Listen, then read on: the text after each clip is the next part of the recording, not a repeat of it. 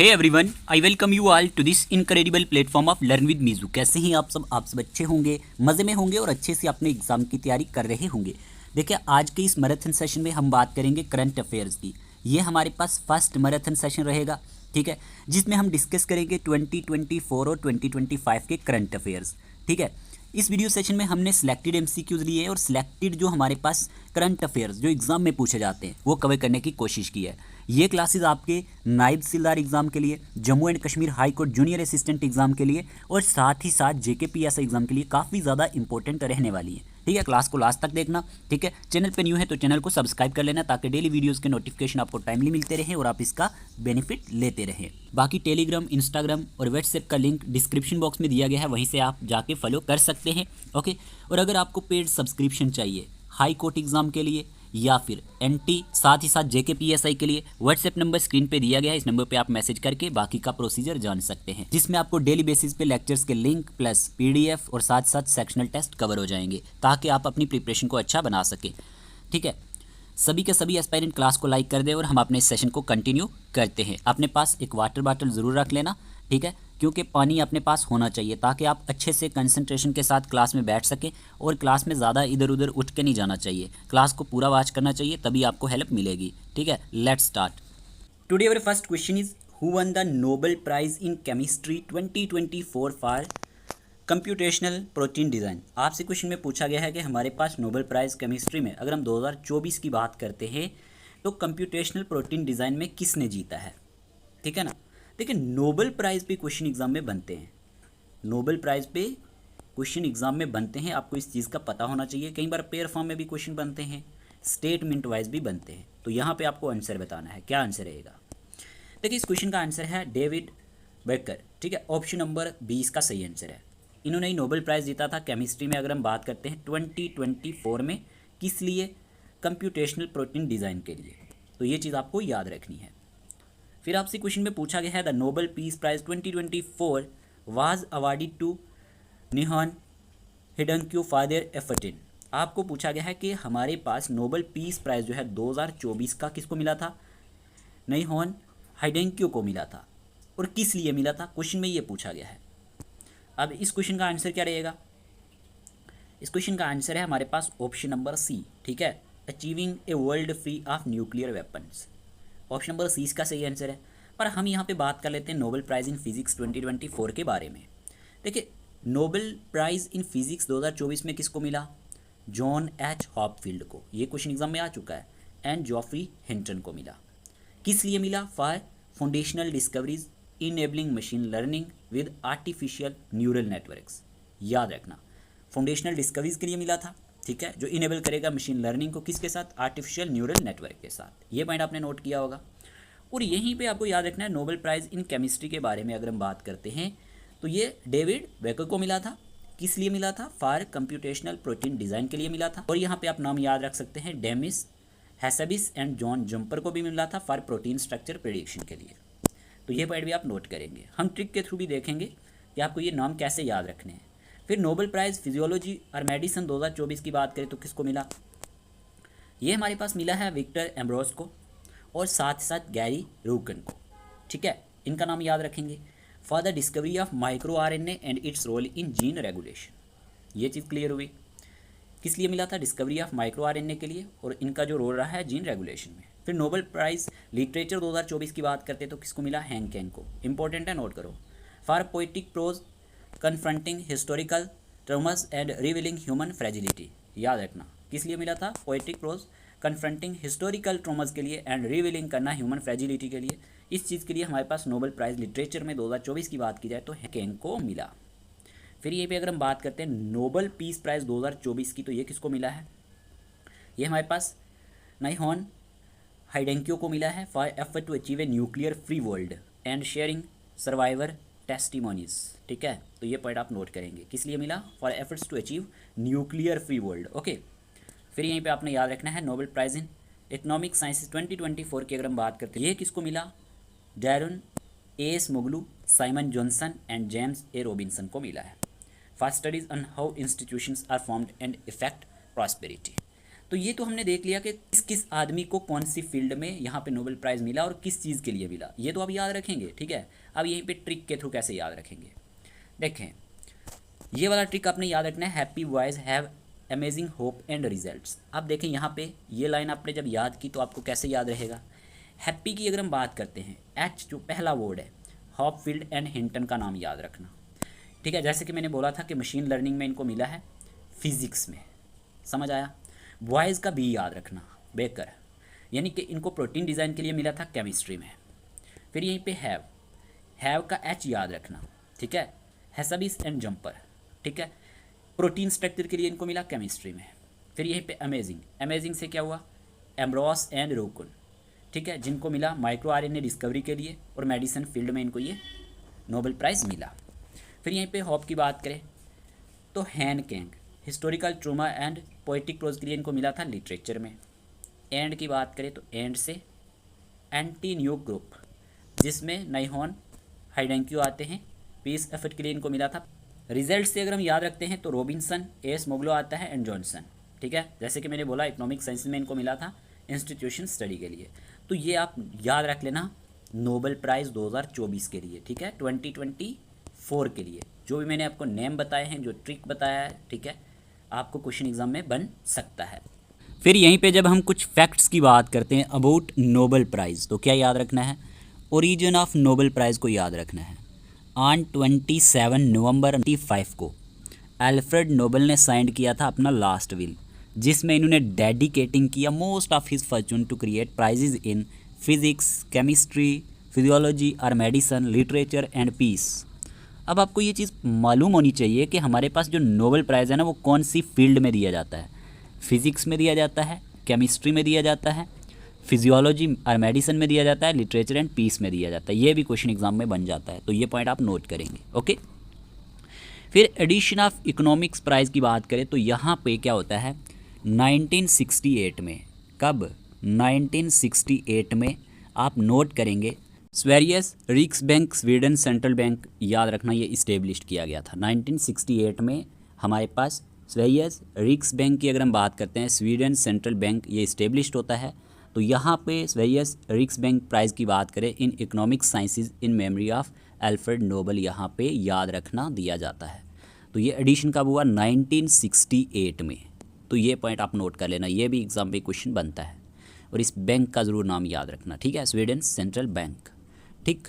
और यहीं पे अगर हम बात करते हैं नोबेल पीस प्राइज़ 2014 के बारे में, यहाँ पे खास बात क्या थी, मलाला यूसुफजई, ये पाकिस्तान से बिलोंग करती हैं, लेकिन इनको जो अवार्ड मिला था ये 17 ईयर की एज में मिला था। ये यंगेस्ट नोबेल लॉरेट एवर हैं, ये तो पॉइंट आपको नोट करना ही होगा। आपसे पूछा जा सकता है कि यंगेस्ट नोबेल प्राइज़ विनर कौन है, तो हमारे पास मलाला यूसुफजई हैं, ओके। और इनको मिला क्यों था, for her struggle against the suppression of children and for the right to education, इस चीज़ के लिए इसको मिला था। इनका जो स्ट्रगल था अगेंस्ट किसके, suppression of children and for the right to education. फिर यहीं पे डिक्लाइंड नोबेल प्राइज़ भी हैं कुछ, मतलब कि जिन्होंने डिक्लाइन किया नोबेल प्राइज़ को, ठीक है। लिटरेचर में अगर हम बात करते हैं 1964 में जीन पॉल सार्ट्रे, ये नाम आप याद रख लेना, इन्होंने डिक्लाइन किया था नोबेल प्राइज़ को लिटरेचर में। रीज़न क्या था, he consistently refused all official honours. तो इन्होंने क्या किया, ये जितने भी इनको ऑफिशियल ऑनर दिए जाते थे ये सब के सब मना कर देते, इनकार कर देते थे लेने से। तो इनका नाम आप याद रख सकते हैं अगर पूछ लिया जाए। फिर यहीं पे अगर हम बात करते हैं डिक्लाइन नोबेल पीस प्राइज़ 1973 के बारे में, याद रख लेना, ले डक्थो, ये वियतनाम के रहने वाले थे और इनने भी डिक्लाइन किया था नोबेल पीस प्राइज़ को। रीज़न था ongoing conflict in Vietnam despite peace talks. तो ये पॉइंट भी आप नोट कर सकते हैं, इन दो आदमियों ने यहाँ पे डिक्लाइन किया है, याद रखना नोबेल प्राइज़ को, इनके नाम आप ज़रूर याद रख सकते हैं। अब एक एग्ज़ाम में क्वेश्चन आता है कि हमारे पास फर्स्ट इंडियन कौन थे जिनने रिसीव किया नोबेल प्राइज़, वो हमारे पास रविंद्रनाथ टैगोर थे। जैसे कि आपको इनकी यहाँ पे तस्वीर भी दिख रही होगी। इनको जो अवार्ड मिला नोबेल प्राइज़ का, ये लिटरेचर में मिला 1913 में, ठीक है, 1913 में इनको ये मिला था। और इनको ये जो अवार्ड मिला था, he received the award for his work Gitanjali, a collection of poems. तो ये चीज़ें आप याद रखेंगे कि किस किस को हमारे पास यहाँ पे नोबेल प्राइज़ मिला, नोबेल प्राइज़ की शुरुआत कहाँ से हुई, किसने नोबेल प्राइज़ को डिक्लाइन किया है, सबसे हमारे पास यहाँ पे यंगेस्ट कौन है जिनको नोबेल प्राइज़ मिला, ओके। और फर्स्ट इंडियन कौन से हैं जिनको फर्स्ट टाइम नोबेल प्राइज़ मिला था? वो रविंद्रनाथ टैगोर थे, 1913 में मिला था। और किस लिए मिला था? फॉर हिज वर्क गीतांजलि, जो एक कलेक्शन है पोएम्स का। तो यहाँ तक बात हो गई हमारे पास नोबेल प्राइज़ के बारे में जो एग्ज़ाम में क्वेश्चंस बन सकते हैं। तो फर्स्ट टॉपिक हमारा यहाँ पे कंप्लीट हुआ। से क्वेश्चन नंबर 3 में पूछा गया है innovations for defence excellence IDEX recently seen in news is A flagship initiative of which ministry? कि जो हमारे पास IDEX है, ठीक है, इनोवेशंस फॉर डिफेंस एक्सीलेंस, ये रिसेंटली न्यूज़ में था। ये एक फ्लैगशिप इनिशिएटिव कौन सी मिनिस्ट्री का है? 4 ऑप्शन आपको दिए गए हैं। इस क्वेश्चन का आंसर है मिनिस्ट्री ऑफ डिफेंस, ठीक है, मिनिस्ट्री ऑफ डिफेंस इसका सही आंसर है, याद रख लेना। फिर यहीं पे आपसे क्वेश्चन में पूछा गया है एक्सरसाइज होपेक्स। देखें मिलिट्री एक्सरसाइज जो भी है ना, इन पे क्वेश्चन एग्जाम में बनता है, नोट कर लेना। यहाँ पे लिखा गया है exercise Hopex recently seen in news is a joint military exercise between which 2 countries? ये कौन से 2 कंट्रीज़ के बीच में एक जॉइंट मिलिट्री एक्सरसाइज है, ये पूछा गया है। अब यहाँ पे 4 ऑप्शन दिए गए हैं, क्या आंसर रहेगा?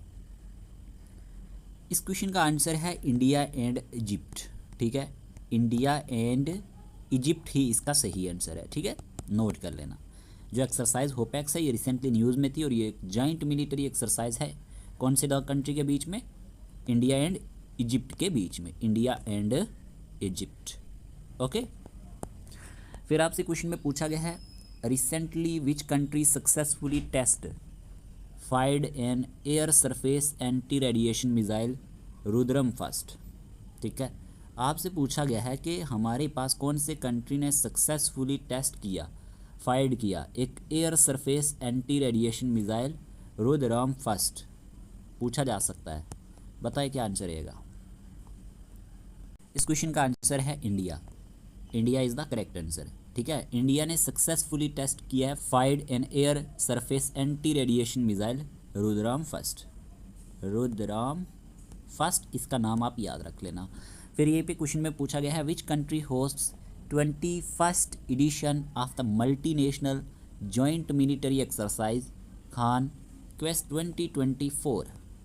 इसका आंसर क्या रहेगा? देखिए इस क्वेश्चन का आंसर है Mongolia, okay, Mongolia is the correct answer, option number C. Mongolia की बात करें, इन्होंने ही होस्ट किया 21st edition multinational joint military exercise जो हमारे पास खान क्वेस्ट के नाम से जानी जाती है 2024 में। तो ये पॉइंट आप नोट करेंगे। अब यहीं पे हम बात कर लेते हैं list of military exercises of India 2025 के बारे में। देखिए exercise name, participants, country, place where exercise held, duration of exercise, ये आपके एग्जाम के लिए काफ़ी ज़्यादा इंपॉर्टेंट रहेंगी, तो नोट करते रहना। देखिए सबसे पहले दिया गया है एक्सरसाइज इकोवेरियन, ठीक है, इंडिया एंड मालदीव्स के बीच में होती है, मालदीव्स में हुई थी February 2 से लेकर 15 के बीच में, अगर हम 2025 की बात करते हैं, नोट कर लेना, नाम इसका याद रखना। फिर यहीं पे दिया गया है exercise desert hunt, exercise desert hunt की बात करें तो Indian army, navy and air force के बीच में हुई, याद रखना। पार्टिसिपेंट इसमें कौन से थे? Indian army, navy and air force. Air force station Jodhpur में ये हमारे पास टेक प्लेस हुई और February 24 से लेकर 28 के बीच में, अगर हम 2025 की बात करते हैं, क्लियर, नोट कर लेना। फिर यहीं पे दिया गया है बोनो सागर नेवल एक्सरसाइज, ये इंडिया और बांग्लादेश के बीच में होती है, ठीक है, इंडिया एंड बांग्लादेश के बीच में, और ये कहाँ पे हुई थी? बे ऑफ बंगाल में, नोट कर लेना। March 10 से लेकर March 12 के बीच में, अगर हम 2025 की बात करते हैं, ये 2025 की एक्सरसाइज है। वरुणा नेवल एक्सरसाइज की बात करें, इंडिया एंड फ्रांस के बीच में हुई थी, इंपॉर्टेंट है, एग्जाम में पूछी जाती है। अरेबियन सी में टेक प्लेस हुई March 19 से लेकर 22 के बीच में 2025 में, ठीक है। फिर दिया गया है exercise sea dragon, Australia, India, Japan, Korea and the USA के बीच में ये होती है, US के बीच में, ठीक है। और ये कहाँ पे हुई थी? एंडरसन एयरफोर्स बेस गोम में। तो ये पॉइंट आप नोट करेंगे March 4 से लेकर 19 के बीच में 2025 को।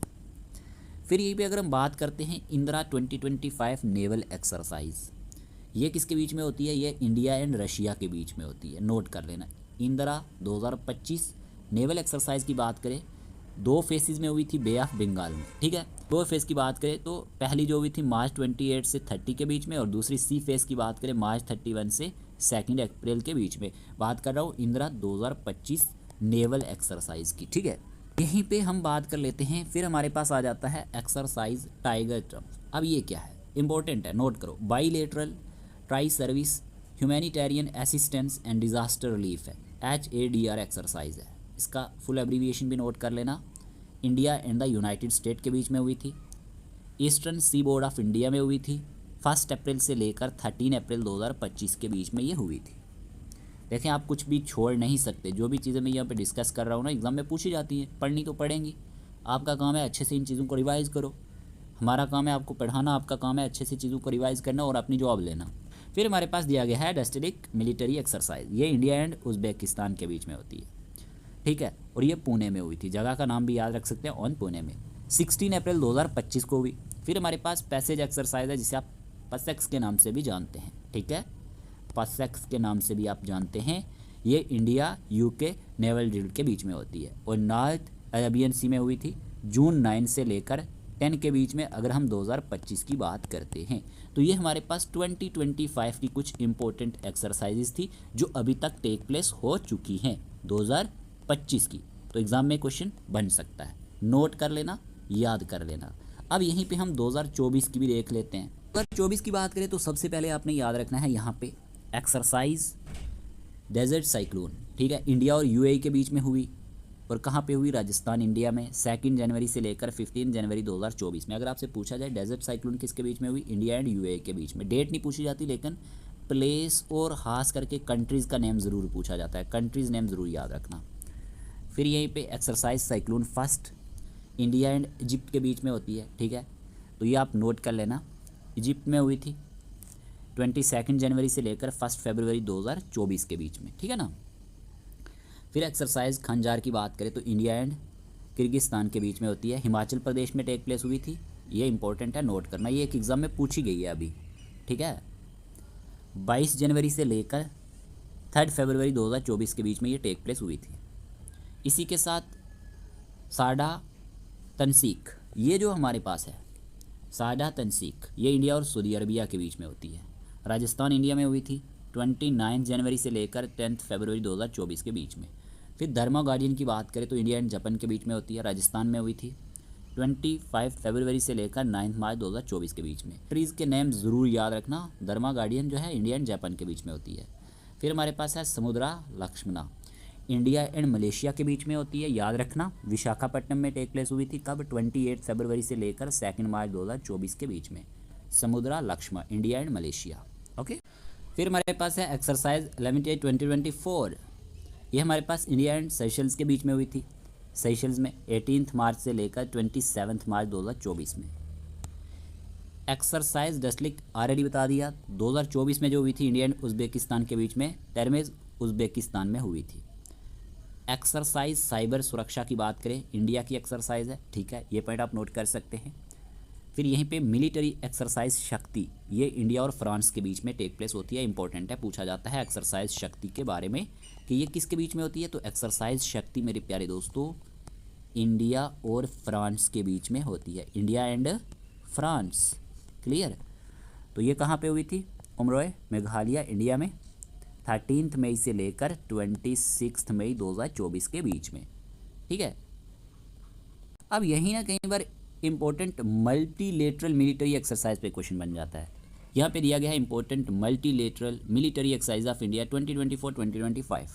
सबसे पहले रिम्पैक, याद रखना, Australia, Brunei, Canada, Chile, China, Colombia, Denmark, France, Germany, India, Indonesia, Italy, Japan, Malaysia, इनके बीच में ये होती है। तो ये आप नोट कर सकते हैं, ये एक मल्टीलेटरल मिलिट्री एक्सरसाइज है। मालाबार एक्सरसाइज भी हमारे पास मल्टीलेटरल मिलिट्री एक्सरसाइज है, इंडिया, यूनाइटेड स्टेट्स और जापान के बीच में होती है और ये एग्जाम में क्वेश्चन बना हुआ है मालाबार एक्सरसाइज पे, वेरी वेरी इंपॉर्टेंट, ओके।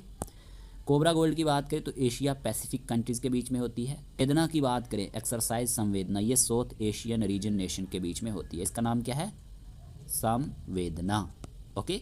तो ये हमारे पास इंपॉर्टेंट मल्टीलेटरल मिलिट्री एक्सरसाइज के नाम है, तो ये भी आप नोट कर सकते हैं। अब मेरा मकसद ये है कि आपको कोई भी क्वेश्चन अगर मिलिट्री एक्सरसाइज पे बनता है तो कोई भी क्वेश्चन रहना नहीं चाहिए।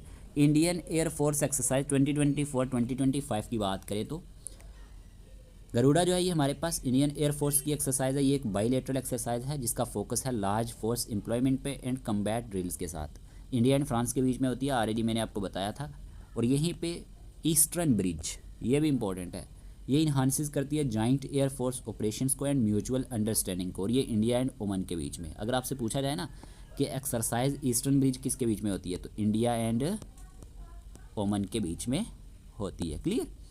फिर यहीं पे से हम भारत की बात करें, ठीक है, एक ह्यूमैनिटेरियन असिस्टेंस है एंड डिज़ास्टर रिलीफ है, HADR, टेबल टॉप एक्सरसाइज है इंडिया एंड थाईलैंड के बीच में। नोट कर लेना, अगर आपसे पूछा जाए ना कि श्याम भारत किसके बीच में होती है, तो इंडिया एंड थाईलैंड के बीच में, ठीक है, इंपॉर्टेंट है। फिर डेजर्ट ईगल की बात करें अगर हम, ठीक है ना, तो इसका फोकस है एयर कम्बैट ऑपरेशंस पे विद UAE एयरफोर्स, ठीक है, माइलेज एंड F-16 जेट्स। तो ये किसके बीच में होती है, इंडिया, यूनाइटेड अरब एमिरेट्स यानी UAE के बीच में होती है। इसका नाम है डेजर्ट ईगल, नोट कर लेना।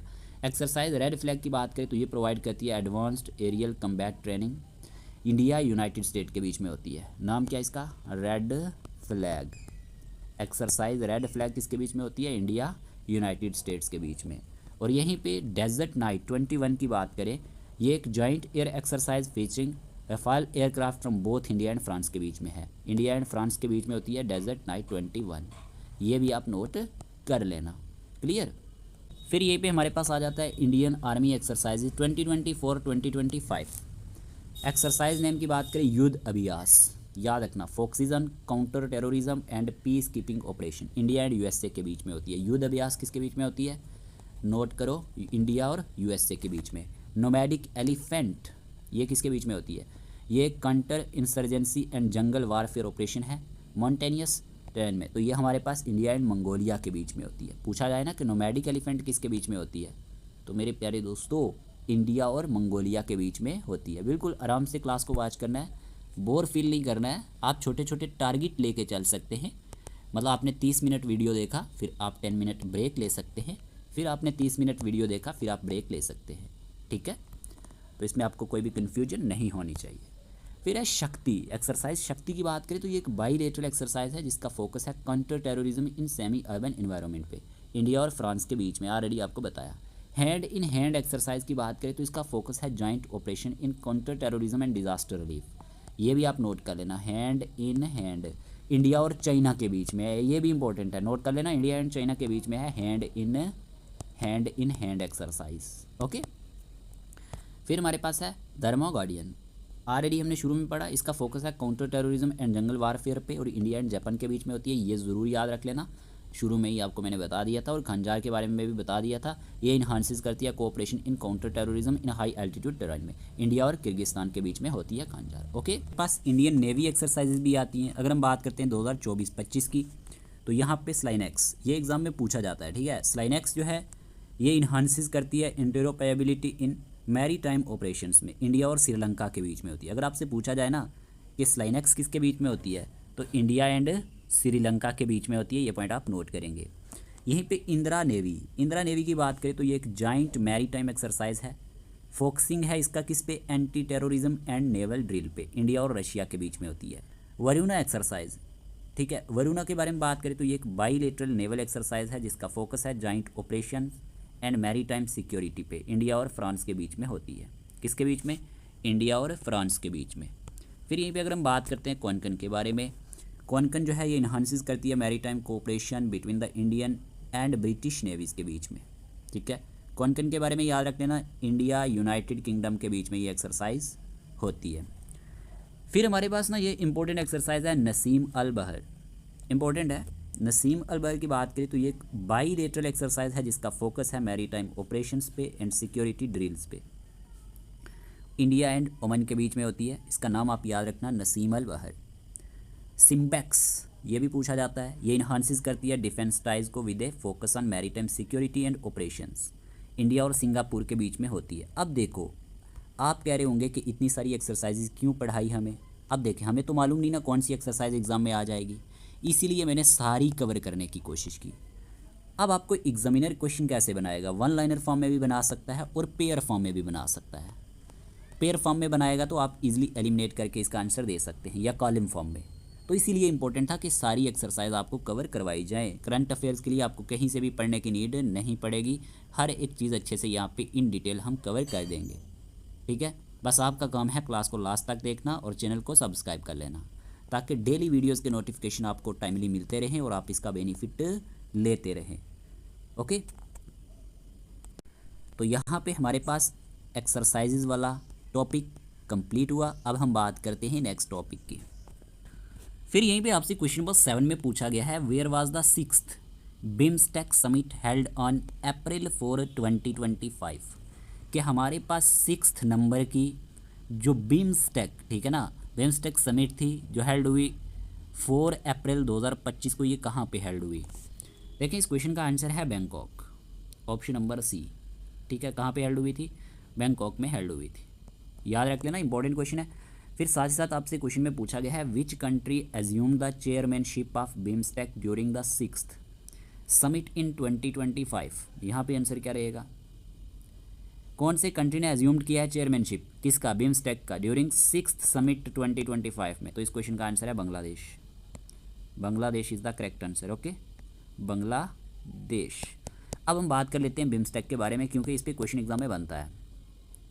जब हम बिम्स्टेक की बात करते हैं, ये इवेंट था 6th बिम्स्टेक समिट थी, डेट थी अप्रैल 4, 2025। ये आप नोट करेंगे, 4 अप्रैल 2025। होस्ट कंट्री था थाईलैंड, वेन्यू बैंकॉक। ये तो पूछा जाता है, ये आप याद रखेंगे 2025 के लिए। ओके भैया, अब यहीं पे न्यू चेयर की बात करें, न्यू चेयरमैनशिप किसके पास है? बांग्लादेश के पास। ठीक है, आउटगोइंग चेयर किसकी हुई? थाईलैंड की। Chairmanship accepted by chief adviser of Bangladesh, जिनका नाम है मोहम्मद यूनुस। ये नाम आप नोट करेंगे। ठीक है, चेयरमैनशिप किसके पास है? चेयरमैनशिप किसके पास है? मोहम्मद यूनुस के पास है जी। ओके, ये चीज़ आपको याद रखनी है। ठीक है, चेयरमैनशिप ड्यूरेशन की बात करें तो ड्यूरेशन इसका 2025 से 2027 के बीच में रहने वाला है, बांग्लादेश के पास 2 ईयर्स। ये पॉइंट आप नोट करेंगे। अब बिम्स्टेक की आपसे फुल एब्रीविएशन पूछ ले तो क्या रहती है? Bay of Bengal initiative for multi sectoral technical and economic cooperation. ये बिम्स्टेक की फुल फॉर्म है। क्या है? Bay of Bengal initiative for multi sectoral technical and economic cooperation. अब फोकस की बात करें तो regional cooperation among south and south east Asian countries. इसका फोकस है रीजनल कोऑपरेशन होना किसके बीच में? Among south and south east Asian countries के बीच में around the bay of Bengal. तो ये चीज़ें आपको याद रखनी है, किसके बारे में? बिम्स्टेक के बारे में आपको अच्छे से क्लियर हुई होंगी, जो एग्ज़ाम में बनती हैं। ठीक है, बात करते हैं नेक्स्ट। अब हम नेक्स्ट क्वेश्चन और नेक्स्ट टॉपिक की तरफ बढ़ते हैं। क्वेश्चन में पूछा गया है, who became the first women. Question में क्या पूछा गया? Who became the first women and the first African to serve as the director general of the world trade organization WTO appointed on March 1, 2021। कि हमारे पास कौन बनी है फर्स्ट वुमेन और फर्स्ट अफ्रीकन जिन्होंने सर्व किया है as the director general of the world trade organization WTO, जो अपॉइंटेड की गई थी 1 मार्च 2021 को। सिंपल है, इस क्वेश्चन का आंसर है ऑप्शन नंबर सी, डॉक्टर। ठीक है, एनगोजी ओकुंजो-इवेला। ऑप्शन नंबर सी इसका सही आंसर रहेगा।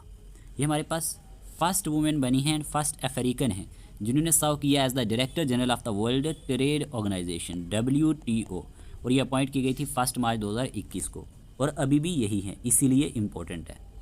अब यहीं पे बात कर लेते हैं WTO क्या है, इस पे भी क्वेश्चन एग्जाम में बन जाता है। अगर हम बात करते हैं WTO के बारे में, सबसे पहला क्वेश्चन जो एग्जामिनर बनाता है वो बनाता है कि इसका हेड क्वार्टर कहाँ पे है। हेड क्वार्टर इसका जेनीवा स्विट्ज़रलैंड में है। कहाँ पे है?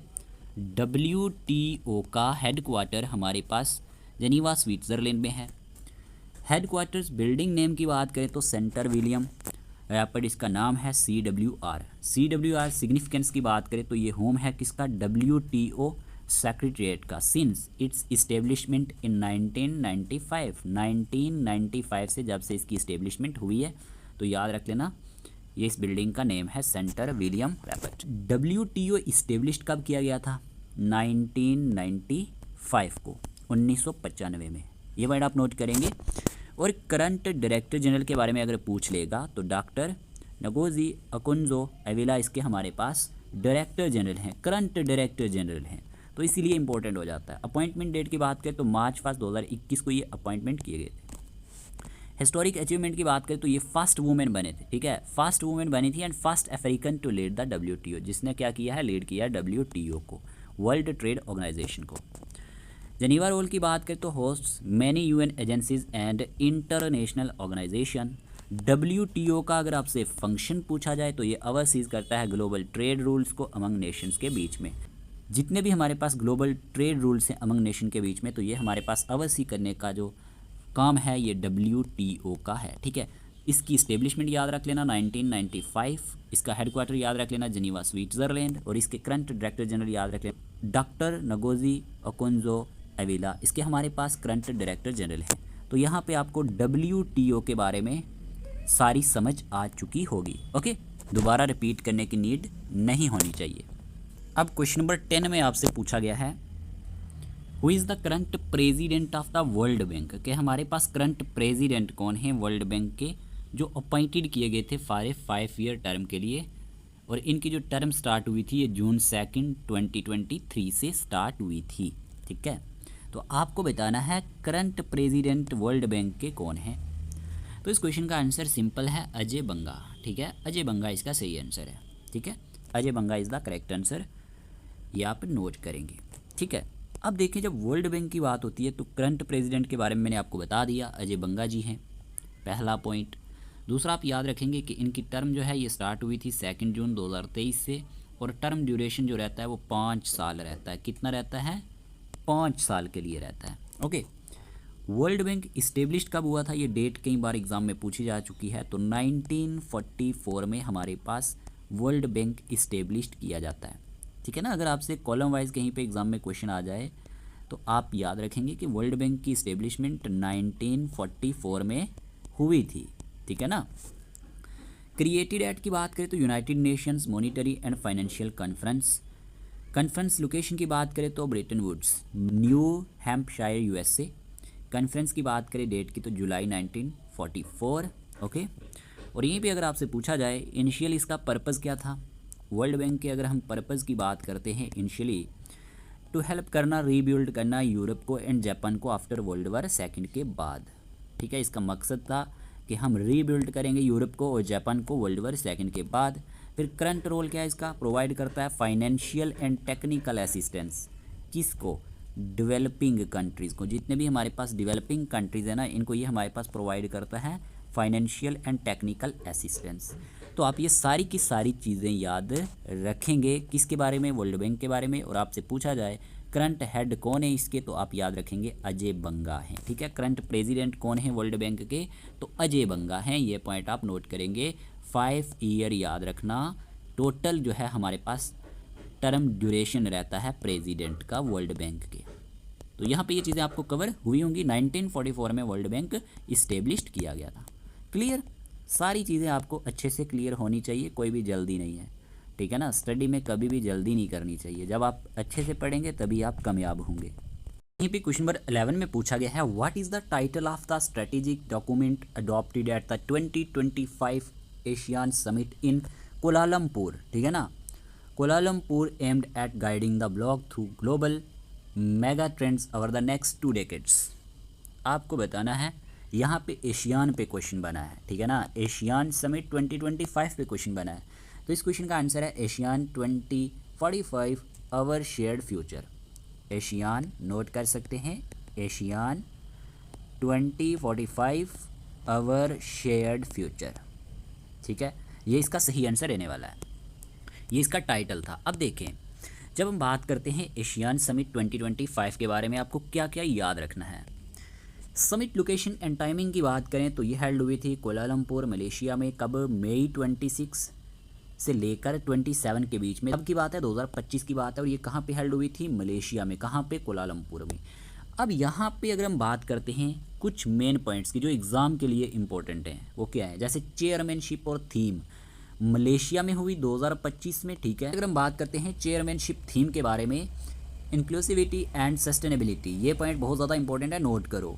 Focusing on ASEAN centrality and economic integration, ठीक है। थीम पूछा जाता है प्यारे दोस्तों, थीम पूछा जाता है, इसको नोट कर लेना, ठीक है। ये थीम था एशियान 2025 समिट का। ओके, अब मेजर आउटकम की बात करें तो यहाँ पे दिया गया है adoption of the Kuala Lumpur declaration on Asian 2045 our shared future. ये इसका हमारे पास मेजर आउटकम है, यानी कि टाइटल है। तो ये पॉइंट आप नोट करना, our shared future. Okay, purpose of declaration की बात करें तो ये एक 20 ईयर रोड मैप है जिसमें एड्रेस किया जाएगा ग्लोबल मेगा ट्रेंड्स को एंड स्ट्रेंथन्स किया जाएगा एशियन कम्युनिटी को। अगर आपसे इसका पर्पज़ पूछा जाए तो ये क्या है, 20 ईयर, ठीक है, 20 साल का रोड मैप है जिसमें एड्रेस किया जाएगा किसको, ग्लोबल मेगा ट्रेंड्स को एंड स्ट्रेंथन्स किया जाएगा एशियन कम्युनिटी को। ओके, अब अगर आपसे पूछ ले इस्टेब्लिशमेंट कब हुई, तो एशियन जो है ये इस्टेब्लिश किया गया था 8 अगस्त 1967 को। कब, 8 अगस्त 1967 को। कहाँ पे, बैंकॉक थाईलैंड में। ये पूछा जाता है और इम्पोर्टेंट है, मार्क कर लो। ओके, हेडक्वार्टर की बात करें, लोकेटेड इन जकार्ता इंडोनेशिया में इसका हेडक्वार्टर है। हेडक्वार्टर भी पूछा जाता है, नोट कर लो, ठीक है। मेंबरशिप की बात करें तो Asian currently has 10 permanent member countries. इसके अभी कितने परमानेंट मेंबर हैं, 10 हैं। इस पे मैंने अलग से भी वीडियो बनाया हुआ है, अगर किसी को देखना हुआ तो आप जाके देख सकते हैं, सर्च कर लेना Asian bye learn with Meizu, तो आपको वीडियो मिल जाएगा। तो 10 परमानेंट मेंबर हैं इसके, कितने, 10। ये पॉइंट आप नोट करेंगे। अब वो कौन कौन से यहाँ पे देखें, एशियन के 10 जो हमारे पास परमानेंट मेंबर हैं उनमें सबसे पहले थाईलैंड आता है, वियतनाम आता है, कंबोडिया आता है, सिंगापुर आता है, ठीक है, लाओस आता है, इंडोनेशिया आता है, म्यांमार आता है, मलेशिया आता है, ब्रुनेई आता है और फिलीपींस आता है। तो ये 10 मेंबर हैं हमारे पास एशियन के। ये भी कई बार पूछा जाता है। तो यहाँ पे हमने देखा कि जो 2025 की समिट हुई थी ये कहाँ पे हुई थी, कोलालमपुर मलेशिया में हुई थी। तो ये पॉइंट आप ज़रूर नोट कर लेना। और इसका थीम था inclusivity and sustainability, focusing on Asian centrality and economic integration. Okay, headquarter बता दिया, इस्टेब्लिशमेंट बता दी। अब इसमें आपको कोई भी कन्फ्यूजन नहीं होना चाहिए। अब यहाँ पे मैंने एक चीज़ नोटिस की है, जितने मेरे बहन भाई या दोस्त वीडियोस देखते हैं ना, काफ़ी सारे वीडियो को लाइक ही नहीं करते हैं, ठीक है ना। ये कंजूसी मत दिखाया करें। आपका एक लाइक ना, एक लाइक, 1 लाइक हमारे लिए मोटिवेशन का बाइस बनता है। हम और अच्छा करने की कोशिश करते हैं। हम किस लिए यहाँ पे वीडियोस लाते हैं, आपके लिए तो लाते हैं ना, कि आपकी हेल्प हो जाए। और आप फिर क्लास को भी नहीं लाइक करेंगे तो हमें अच्छा लगेगा या नहीं लगेगा। तो हम आपसे कुछ नहीं मांगते, सिर्फ वीडियो को लाइक कर दिया करें और साथ ही साथ चैनल पे न्यू है तो चैनल को सब्सक्राइब कर लिया करें, ताकि आपकी यहाँ पे हेल्प हो सके, आप अच्छे से अपनी यहाँ पे प्रिपरेशन को कंटिन्यू बना सकें, ठीक है। यहीं पे आपसे क्वेश्चन में पूछा गया है, recently the central council for research in yoga and naturopathy CCRYN in collaboration with S Vyasa organized a conference on yoga for space at which place. आपको बताना है कि रिसेंटली जो central council for research in yoga and naturopathy है, इन्होंने collaborate किया है S Vyasa के साथ और ऑर्गेनाइज किए कॉन्फ्रेंस किसके लिए, योगा फॉर स्पेस के लिए। किसके लिए, योगा फॉर स्पेस के लिए। और ये कौन सी जगह पे टेक प्लेस हुआ है। अब ऑप्शन आपके सामने दिए गए, इस क्वेश्चन का आंसर क्या रहेगा। देखिए, इस क्वेश्चन के आंसर की बात करें तो इस क्वेश्चन का आंसर है बेंगलुरु, ठीक है। ऑप्शन नंबर डी इसका सही आंसर रहेगा। ये पॉइंट आप नोट कर सकते हैं। और ये जो कॉन्फ्रेंस है ये पार्ट है इंटरनेशनल डे ऑफ योगा का, ठीक है। किसका पार्ट है, इंटरनेशनल डे ऑफ योगा का, ठीक है। अगर हम बात करते हैं 2024 के लिए, celebrations with the theme yoga for self and society, ठीक है, जिसका थीम क्या था, योगा फॉर, आप नोट कर सकते हैं, yoga for self and society. क्योंकि थीम पूछे जाते हैं एग्ज़ाम में, तो आपको अगर योगा डे का 2024 का थीम पूछा जाए तो आपको याद रखना है yoga for self and society इसका थीम रहेगा। ओके, तो बेंगलुरु इसका सही आंसर है। फिर आपसे क्वेश्चन में पूछा गया है, recently where was the 3rd United Nations conference on Afghanistan held, ठीक है ना, कि जो हमारे पास 3rd यूनाइटेड नेशंस कॉन्फ्रेंस थी अफगानिस्तान के लिए, ये कहाँ पे हेल्ड हुई, क्या आंसर रहेगा। इस क्वेश्चन का आंसर है दोहा कतर, ठीक है, दोहा कतर इसका सही आंसर है। आप नोट कर लेना, Doha Qatar. Okay, option number A. फिर आपसे क्वेश्चन में पूछा गया है, recently where was the 24th meeting of the council of heads of state of the Shanghai cooperation organization SCO held. ये क्वेश्चन अपने ही आप में इंपॉर्टेंट है। आपसे क्वेश्चन में पूछा गया है कि 24th नंबर की meeting of the council of heads of the state of the Shanghai cooperation organization कहाँ पे हेल्ड हुई है।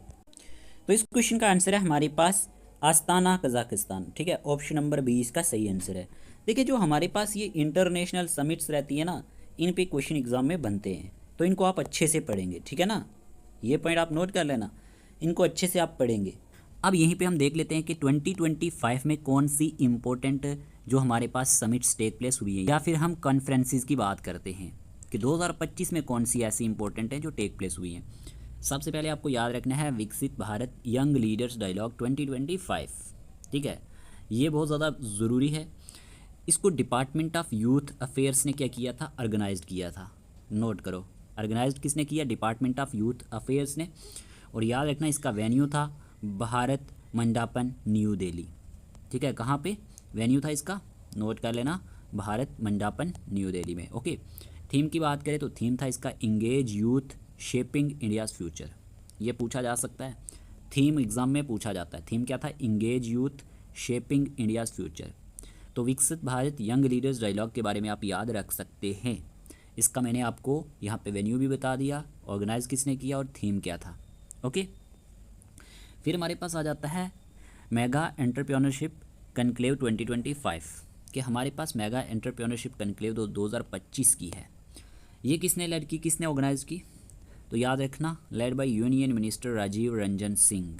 ओके, जो हमारे पास मिनिस्टर हैं राजीव रंजन सिंह, इन्होंने इसको लेड किया था। वेन्यू इसका पुणे रहा है, ठीक है, पुणे में ही हमारे पास हुई है। और याद रख लेना इसका थीम था एम्पावरिंग करना एंटरप्रेन्योर्स को।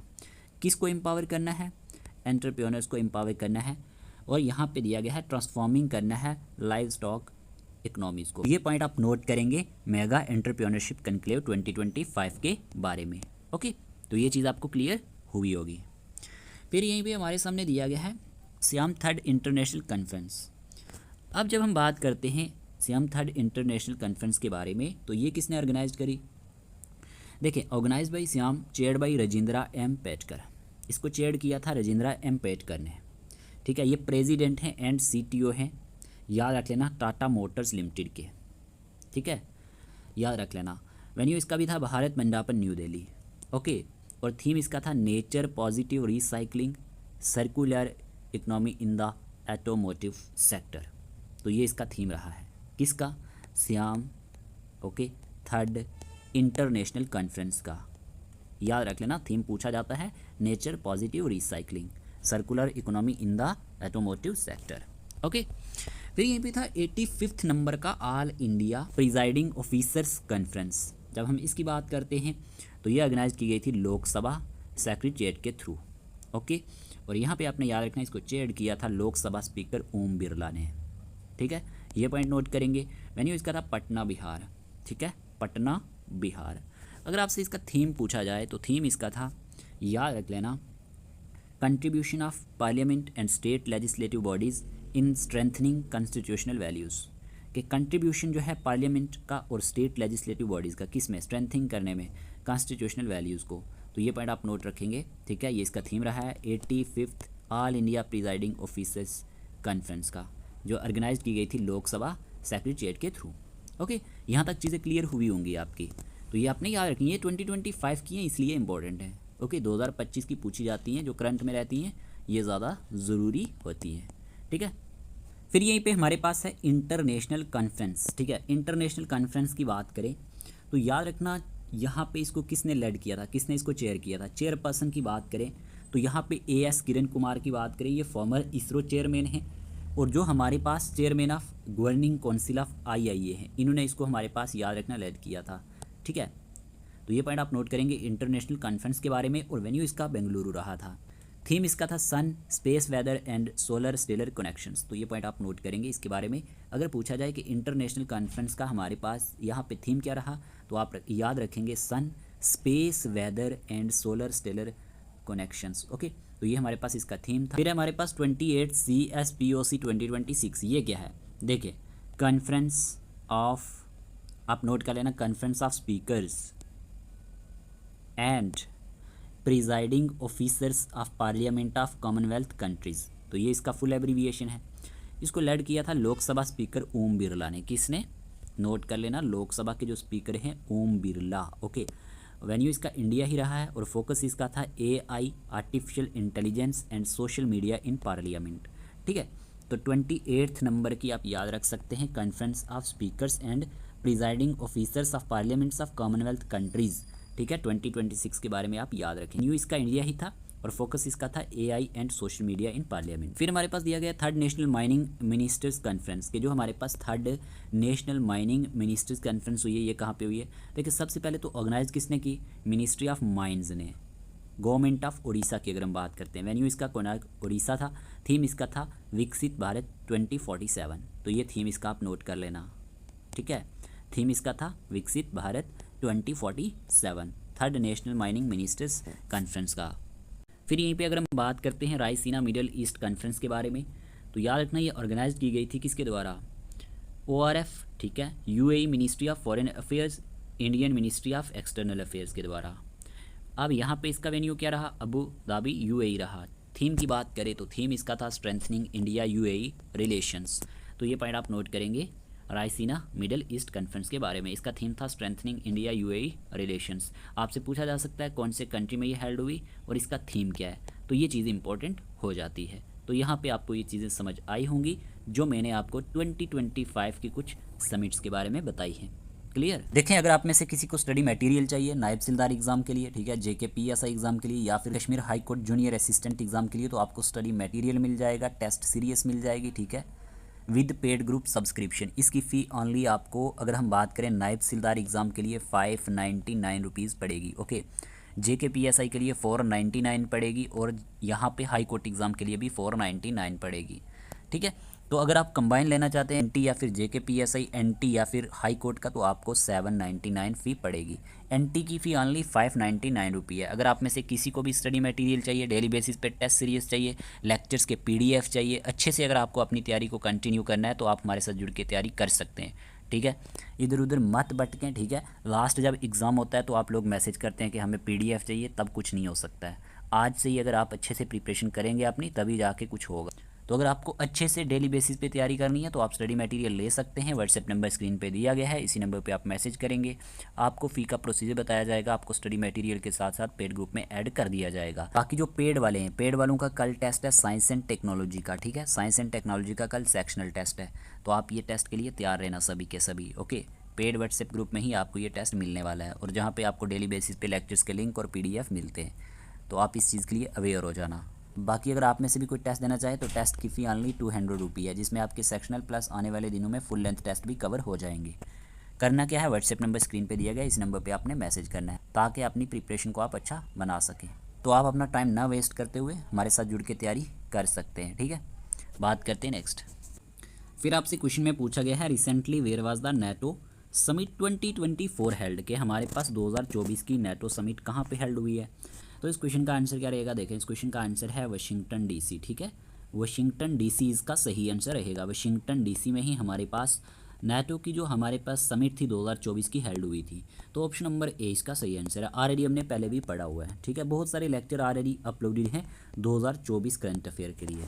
फिर यहीं पे क्वेश्चन में पूछा गया है India will host the first world audio visual and entertainment summit waves in which state from November 20 to 24 2024। ये 2024 का क्वेश्चन पूछा गया है, ठीक है ना, 2024 के करंट अफेयर के रिलेटेड है। तो इस क्वेश्चन का आंसर क्या रहेगा, इस क्वेश्चन का आंसर है गोवा, ठीक है, गोवा इसका सही आंसर है। ठीक है, इंडिया ने होस्ट किया था first world audio visual and entertainment summit waves की अगर हम बात करते हैं कौन सी स्टेट में, गोवा में। और ये क्वेश्चन भी अपने ही आप में इंपॉर्टेंट है, ठीक है। अब ये होस्ट किया था नवंबर 20 से लेकर 24 के बीच में, 2024 की ये बात है, ठीक है। फिर यहीं पे पूछा गया which country host the international conference of agricultural economists, कौन से कंट्री ने होस्ट किया है इंटरनेशनल कॉन्फ्रेंस किसका, एग्रीकल्चरल इकोनॉमिस्ट्स का। अब यहाँ पे आंसर क्या रहेगा, इस क्वेश्चन का आंसर है इंडिया, ऑप्शन नंबर डी, ठीक है। इंडिया ने ही होस्ट किया है international conference of agricultural economists, clear, option number D is the right answer. फिर आपसे पूछा है recently where was the 6th India Australia maritime security dialogue held, के हमारे पास 6th नंबर का इंडिया ऑस्ट्रेलिया मैरीटाइम सिक्योरिटी जो हमारे पास डायलॉग है ये कहाँ पे हेल्ड हुआ है। तो इस क्वेश्चन का आंसर है बी, कैनबरा में, ठीक है, ये ऑस्ट्रेलिया में ही है, तो ऑप्शन नंबर बी इसका सही आंसर रहेगा। 6th नंबर का India Australia maritime security dialogue Canberra में हमारे पास याद रखना हेल्ड हुआ था। तो इस क्वेश्चन का आंसर है ऑप्शन नंबर बी। इस तरह के क्वेश्चंस आपके एग्जाम में देखने को मिलते हैं, ठीक है। अब यहीं पे क्वेश्चन में पूछा गया है इन 2024 2024 की बात है, ठीक है। The Bharat Ratna was awarded to 5 distinguished personalities, which of the following was not among them. आपको बताना है इनमें से किसको नहीं मिला है। Karpoori Thakur, APJ Abdul Kalam, PV Narasimha Rao, MS Swaminathan. Swaminathan को भी मिला है, PV नरसिम्हा राव को भी मिला है, यहाँ पे कर्पूरी ठाकुर को भी मिला है, लेकिन 2024 में अगर हम बात करें तो APJ अब्दुल कलाम को 2024 में नहीं मिला है। ठीक है, तो आंसर क्या रहेगा? Option number B. Option number 20 इसका सही आंसर है। अब बात कर लेते हैं किस किस को मिला है। ये चीज़ें नोट करना। भारत रत्न 2024 कर्पूरी ठाकुर को मिला है। ठीक है, ये फॉर्मर चीफ मिनिस्टर थे बिहार के। ये पॉइंट आप नोट कर सकते हैं। इन्होंने इम्प्लीमेंटेड किया था OBC रिजर्वेशन पॉलिसी को। ठीक है ना, इनका बहुत बड़ा रोल रहा है OBC रिजर्वेशन पॉलिसी के लिए। एडवोकेट किया इन्होंने सोशल जस्टिस को एंड मार्जिनलाइज्ड किया है कम्युनिटीज़ को। अगर हम बात करते हैं कर्पूरी ठाकुर के बारे में, इनको भारत रत्न 2024 में मिला था। ठीक है, एक नाम तो आप ये याद रखेंगे। फिर यहीं पे आप याद रखेंगे MS स्वामीनाथन। ये जो हमारे पास MS स्वामीनाथन है ना, ये father of India's green revolution के नाम से भी जाने जाते हैं। नोट करो, ये पॉइंट इंपॉर्टेंट है, नोट कर लो। ये हमारे पास किस नाम से जाने जाते हैं? ये हमारे पास father of Indian green revolution के नाम से जाने जाते हैं। इन्होंने डेवलप किया हाई यील्ड क्रॉप्स को विद नॉर्मन बोरलॉग के साथ। ये पॉइंट आप नोट कर सकते हैं। और इन्होंने प्रमोटेड किया सस्टेनेबल फार्मिंग को एंड फार्मर्स के राइट को। दूसरा नाम आप ये याद रखेंगे। फिर यहीं पे तीसरा PV नरसिम्हा राव। ठीक है, PV नरसिम्हा राव की बात करें तो ये 9th हमारे पास प्राइम मिनिस्टर थे इंडिया के, 9th नंबर के, 1991 से लेकर 1996 के बीच में। और इन्होंने लेड किया इंडिया की इकोनॉमिक लाइबलाइजेशन को। ठीक है ना, LPG रिफॉर्म्स को। आपने LPG रिफॉर्म्स के बारे में पढ़ा होगा अच्छे से। ठीक है ना, इन्होंने पास किया था 73rd and 74th amendments local governance के लिए। तो PV नरसिम्हा राव के बारे में आप याद रख सकते हैं। इनको भी भारत रत्न अवार्ड मिला है। ये हमारे पास 9th प्राइम मिनिस्टर थे इंडिया के 1991 से लेकर 1996 में। ठीक है, और ये बात याद रखना, इन्होंने ही LPG रिफॉर्म्स को इंट्रोड्यूस किया था। ठीक है, तो ये पॉइंट आप नोट करेंगे। पास्ट किया था इन्होंने 73rd and 74th amendment for local governance. तो इनको भी भारत रत्न अवार्ड 2024 में मिला है, 2024 में मिला है। हमारे पास LK अडवाणी। जब हम बात करते हैं LK अडवाणी की, तो ये फॉर्मर डिप्टी प्राइम मिनिस्टर थे इंडिया के। क्या थे? फॉर्मर डिप्टी प्राइम मिनिस्टर थे इंडिया के। और ये longest serving president of BJP रह चुके हैं। इन्फ्लुएंशियल लीडर थे इन इंडियन पॉलिटिकल ट्रांसफॉर्मेशन में। तो LK अडवाणी के बारे में आप ये याद रखेंगे। ठीक है, LK अडवाणी के बारे में। इनको भी भारत रत्न 2024 में मिला है। फिर चौधरी चरण सिंह, इनको भी मिला है। ये फॉर्मर प्राइम मिनिस्टर थे इंडिया के। इन्होंने ख़त्म किया था, एबॉलिश किया था ज़मींदारी सिस्टम को उत्तर प्रदेश में। और ये चैंपियन माने जाते हैं फार्मर्स राइट के लिए एंड रूरल रिफॉर्म्स के लिए। तो इनको भी भारत रत्न अवार्ड कब मिला? 2024 में। तो आप याद रखना, ये former prime minister of India थे। ओके, इन्होंने अबॉलिश किया था ज़मींदारी सिस्टम को उत्तर प्रदेश में। और ये चैंपियन माने जाते हैं फार्मर्स राइट्स के लिए एंड रूरल रिफॉर्म्स के लिए। तो इन 5 आदमियों को हमारे पास भारत रत्न अवार्ड 2024 में मिला है। इनके नाम आप ज़रूर याद रख लेना। ठीक है, मैंने नाम बता दिए, कर्पूरी ठाकुर। ओके, दूसरा आप याद रखेंगे MS स्वामीनाथन। तीसरा आप याद रखेंगे PV नरसिम्हा राव। ओके, फिर आप याद रखेंगे यहीं पे LK अडवाणी। और लास्ट पे आप याद रखेंगे चौधरी चरण सिंह। तो ये चीज़ें आपको क्लियर हुई होंगी भारत रत्न अवार्ड के बारे में कि किस किस को 2024 में मिला है। बाकी आपने भारत रत्न अवार्ड के बारे में तो पढ़ा होगा। ठीक है, फिर आपको क्वेश्चन नंबर 20 में पूछा गया है, who won both the ICC men's cricketer of the year 2024 and the ICC men's test cricketer of the year 2024। यानी कि हमारे पास ICC men's cricketer of the year 2024 का अवार्ड और हमारे पास ICC men's test cricketer of the year 2024 का award किसको मिला है, आपको ये बताना है। क्रिकेट को आप देखते ही होंगे और आप में से हर एक का कोई ना कोई फेवरेट प्लेयर तो होगा ही। ठीक है ना, तो यहाँ पे आंसर क्या रहेगा? यहाँ पे आंसर है जसप्रीत बुमराह। ठीक है, Jasprit Bumrah is the correct answer. इन्होंने ही जीता ICC men's cricketer of the year 2024 का अवार्ड भी and the ICC men's test cricketer of the year 2024 का अवार्ड भी। तो ऑप्शन नंबर C इसका सही आंसर है। क्लियर, याद रखना है। अब यहीं पे हम बात कर लेते हैं ICC अवार्ड्स 2024 के बारे में जो इम्पोर्टेंट है। जसप्रीत बुमराह की बात करें तो इंडिया से हैं। ठीक है, ये पॉइंट आप नोट करेंगे, कहाँ से हैं? इंडिया से है। ICC men's cricketer of the year award इनको मिला है और ICC men's test cricketer of the year award इनको मिला है। ठीक है, ये पॉइंट आप नोट कर लेना। जसप्रीत बुमराह के बारे में, ठीक है। ICC men's cricketer of the year भी और ICC men's test cricketer of the year भी 2024 के लिए। हम बात करते हैं नेक्स्ट स्मृति मंदाना, इनका नाम भी आप याद रख लेना, ये भी इंडिया से बिलोंग करती हैं, ठीक है, क्रिकेट से बिलोंग करती हैं। तो आपको क्या याद रखना है, स्मृति मंदाना की बात करें तो इन्होंने ICC women's ODI cricketer of the year award जीता है, ठीक है। ICC women's ODI cricketer of the year award किसको मिला है, स्मृति मंदाना को मिला है 2024 के लिए। तो ये चीज़ आपको क्लियर हो जानी चाहिए, ठीक है, ये चीज़ आपको समझ आई होगी।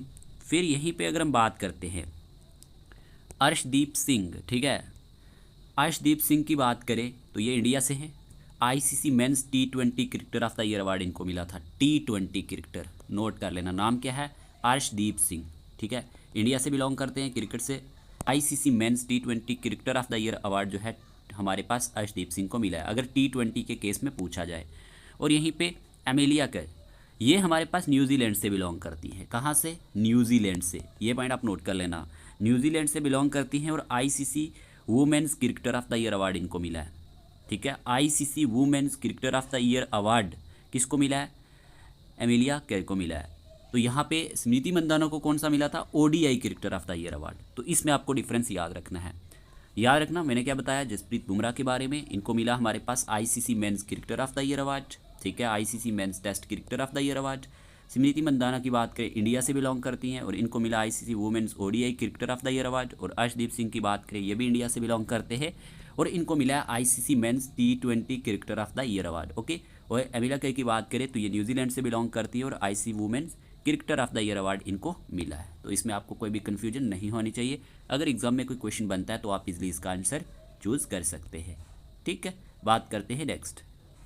अब आपसे क्वेश्चन में पूछा गया है, क्वेश्चन नंबर 21 में, who among the following receive the Dronacharya award lifetime category में in 2024 for their outstanding contributions to sports coaching. देखिए ये किस में दिया जाता है, द्रोणाचार्य अवार्ड स्पोर्ट्स कोचिंग में दिया जाता है, पहले तो आपको ये पता होना चाहिए, ठीक है ना, स्पोर्ट्स कोचिंग फील्ड में दिया जाता है।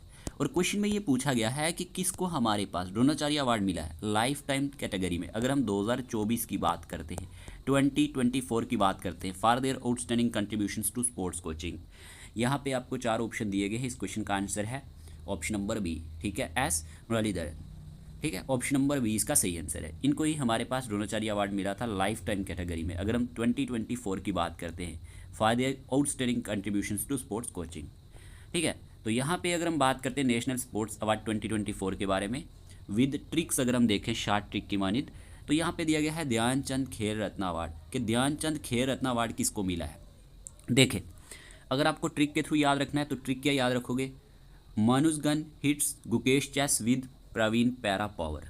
ये आप जब याद रखेंगे ना, ये line, Manugan hits Gukesh chess with Praveen para power, बिल्कुल ईजी है।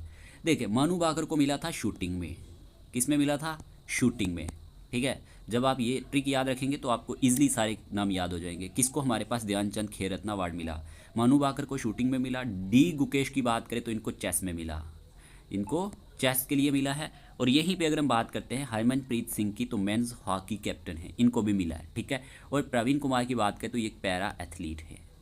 हमारा ट्रिक क्या था, मानू गन, ठीक है, हिट्स गुकेश चेस, कि मानू की गन ने हिट किया किसको, गुकेश की चेस को, विद प्रवीण पैरा पावर के साथ। तो सिंपल है, Manu Bhaker shooting, okay, D Gukesh chess, okay. Harmanpreet Singh की बात करें तो मेंस हॉकी कैप्टन है, ठीक है। तो यहाँ पे विद प्रवीण पैरा पावर के साथ आया, तो प्रवीण कुमार की बात करें तो पैरा एथलीट है। इनको हमारे पास ध्यानचंद, क्या, ध्यानचंद खेल रत्न अवार्ड 2024 में मिला है। तो ये चीज़ें आप यहाँ पे नोट करेंगे, क्लियर, ओके।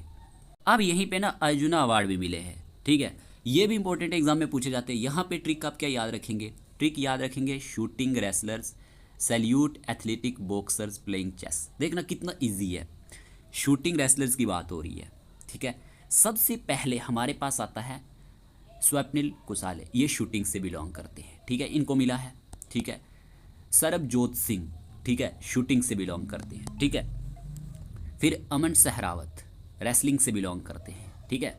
और यहीं पे सलीमा टेडी की बात करें तो ये वुमेन्स हॉकी कैप्टन। यहीं पे अगर हम बात करें ज्योति आया जी एथलेटिक्स से, ठीक है। अनु रानी की बात करें ये भी एथलेटिक्स से। नीतू की बात करें बॉक्सिंग से बिलोंग करती है, इनको हमारे पास अर्जुना अवार्ड मिला है। और सावित्री बोरा की बात करें, ये बॉक्सिंग से बिलोंग करती है। और वंटिका अग्रवाल की बात करें तो ये हमारे पास चेस से बिलोंग करती है। इनको हमारे पास अर्जुना अवार्ड मिला है। अब देखें ना, ये जो ट्रिक था, shooting, wrestler, salute, athletic, boxers, playing chess, तो सबसे पहले जो हमने शूटिंग की बात करी तो ये दो हैं जिनको शूटिंग में मिला था। फिर हमारे पास हमने रेसलिंग की बात करी, अमन सहरावत रेसलिंग से बिलोंग करते हैं, ठीक है ना। फिर हमने यहाँ पे एथलेटिक बॉक्सर्स की बात करी, तो एक तो हमारे पास सैल्यूट की जगह आप सलीमा टेडी की बात याद रखेंगे, वुमेन्स हॉकी कैप्टन है। और यहीं पे एथलेटिक बॉक्सर्स की बात करें तो दो जो हैं इनको एथलेटिक्स में मिला है, एक ज्योति यारा जी और दूसरा अन्नू रानी को, ठीक है। प्लेइंग, देखिए बॉक्सर्स प्लेइंग चेस, बॉक्सिंग की बात करें तो हमारे पास दो को मिला है, एक तो हमारे पास नीतू को मिला है और दूसरा हमारे पास सावित्री बोरा को मिला है, ठीक है। और लास्ट पे चेस था और चेस से हमारे पास वंटिका अग्रवाल है। तो यहाँ पे ये चीज़ आपको क्लियर हुई होगी कि अर्जुना अवार्ड किसको मिला, ठीक है ना। अर्जुना अवार्ड हमारे पास किसको मिला है, तो ये पॉइंट आप नोट करेंगे, ठीक है। इस तरह के क्वेश्चन एग्जाम में बन जाते हैं तो आप ये नोट करेंगे। और ये भी याद रख लेना ये कौन कौन सी स्पोर्ट्स के साथ बिलोंग करते हैं। स्वप्निल कुसाले ये शूटिंग से बिलोंग करते हैं, सरबजोत सिंह भी शूटिंग से, तो ये पॉइंट भी आप नोट कर सकते हैं। फिर हमारे पास दिया गया है द्रोणाचार्य अवार्ड रेगुलर फील्ड में जो दिया जाता है। ट्रिक की बात करें तो Subhash shoots deep with Sandeep in hockey, Subhash shoots deep with Sandeep in hockey. अगर आपको ट्रिक याद करना है वेल एंड गुड, अगर नहीं होता तो आप ऐसे भी याद रख सकते हैं। सुभाष राणा की बात करें तो याद रखना पैरा शूटिंग, ठीक है। दीपाली देशपांडे की बात करें तो शूटिंग, संदीप संगवान की बात करें तो हॉकी कोच है।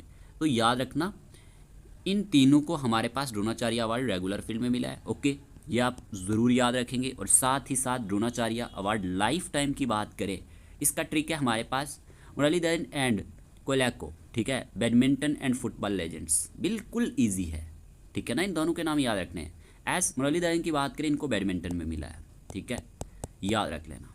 और जो हमारे पास एमेंडो एग्नीलो कोलैको है, ठीक है ना, एमेंडो एग्नीलो कोलैको, इनको फुटबॉल की फील्ड में मिला है। और आपको पता होना चाहिए ये हमारे पास कोचिंग की फील्ड में दिया जाता है। और यहाँ पे दिया गया है बैडमिंटन की कोचिंग की फील्ड में हमारे पास एस मुरलीधरन को मिला है, एमेंडो एग्नीलो कोलैको को फुटबॉल की फील्ड में मिला है। तो ये पॉइंट आप नोट करेंगे, Muralidharan and Colaco badminton and football legends, ये आप ट्रिक याद रख सकते हैं। ऊपर हमने देखा द्रोणाचार्य अवार्ड रेगुलर फील्ड में हमारे पास 3 आदमियों को मिला था, जिसमें हमने Subhash shoots deep with Sandeep in hockey देखा, जिसमें सुभाष राणा को मिला, दीपाली देशपांडे को मिला, संदीप संगवान को मिला, ठीक है। इसी के साथ साथ हमने देखा अर्जुना अवार्ड किस किस को मिला है, तो हमने देखा यहाँ पे शूटिंग, रेसलिंग, ओके, यहीं पे एथलेटिक्स, बॉक्सिंग और चेस की फील्ड में मिला है। अगर हम बात करते हैं तो स्वप्निल कुसाले को मिला, सरबजोत सिंह को मिला, अमन सहरावत को मिला। तो ये सारे के सारे नाम आप याद रख सकते हैं, इसमें आपको कोई भी कन्फ्यूजन नहीं होना चाहिए, ठीक है। बड़े ही आराम से हम लेके चल रहे हैं ताकि आपको हर एक चीज़ अच्छे से क्लियर हो जाए। 2024 और 2025 के करंट अफेयर्स आपको बहुत अच्छे से कवर हो जाए। तो इसी तरह से एक वीडियो हम जो है मैराथन सेशन की फॉर्म में करंट अफेयर्स पे लाया करेंगे, जिससे आपका करंट अफेयर्स बहुत अच्छा हो जाएगा, ओके। आपसे क्वेश्चन नंबर 22 में पूछा गया है which contingent was awarded the best marching contingent among services during the republic day parade 2025। आपको बताना है कौन से कंटिजेंट ने हमारे पास बेस्ट मार्चिंग कंटिजेंट का अवार्ड जीता था, किसके दौरान, जो हमारे पास रिपब्लिक डे परेड हुई थी 2025 के दौरान। यहाँ पे 4 ऑप्शन दिए गए हैं। इस क्वेश्चन का आंसर क्या रहेगा, इस क्वेश्चन का आंसर है Jammu and Kashmir rifles, option number C इसका सही आंसर है, ठीक है। Jammu and Kashmir rifles is the correct answer. फिर आपसे पूछा गया है which state W won the first prize among states UTs in the republic day parade 2025। कौन सी स्टेट के डब्ल्यू ने जीता पहला prize among state and UTs की अगर हम बात करते हैं रिपब्लिक डे परेड 2025 में। इस क्वेश्चन का आंसर क्या रहेगा, इस क्वेश्चन का आंसर है उत्तर प्रदेश, ठीक है। उत्तर प्रदेश इसका सही आंसर है, आपको याद रखना है। दोनों ही क्वेश्चन अपने ही आप में बहुत ज़्यादा इंपॉर्टेंट है, ओके।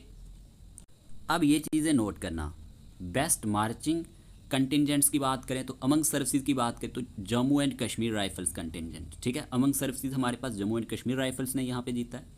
अमंग CAPF या अदर एक्सिलियरी फोर्सेस की बात करें तो दिल्ली पुलिस मार्चिंग कंटिजेंट ने जीता है। ये पॉइंट आप नोट कर लेना, ठीक है। फिर यहीं पे आप याद रख सकते हैं टॉप 3 डब्ल्यू स्टेट्स यूटीज़ की अगर हम बात करते हैं, फर्स्ट नंबर पे उत्तर प्रदेश, ओके।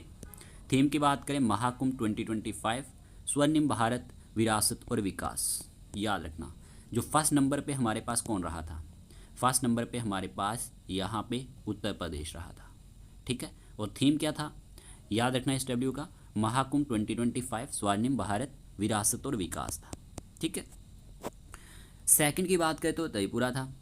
अगर हम बात करते हैं थीम की तो यहाँ पे जो इनका डब्ल्यू था, इसका थीम था eternal reverence. Okay, eternal reverence इसका हमारे पास थीम था। द वर्शिप ऑफ 14 डाइटीज इन त्रिपुरा, ठीक है, खाची पूजा। तो ये पॉइंट आप नोट करेंगे। सेकंड नंबर पे त्रिपुरा था। देखें यहाँ पे ना स्टेटमेंट वाइज या कॉलम वाइज क्वेश्चन एग्जाम में बन सकता है, ठीक है, तो ये चीज़ आपको पता होनी चाहिए। फिर यहीं पे थर्ड नंबर पे था आंध्र प्रदेश। तीसरे नंबर पे थीम की बात करें तो यहाँ पे इटिको पक्का बोमालू इसका थीम था, जिसका मीनिंग है इको फ्रेंडली वुडन टॉयज। पूछ सकता है ना थीम भी। तो हमारे पास तीसरे नंबर पे आंध्र प्रदेश रहा।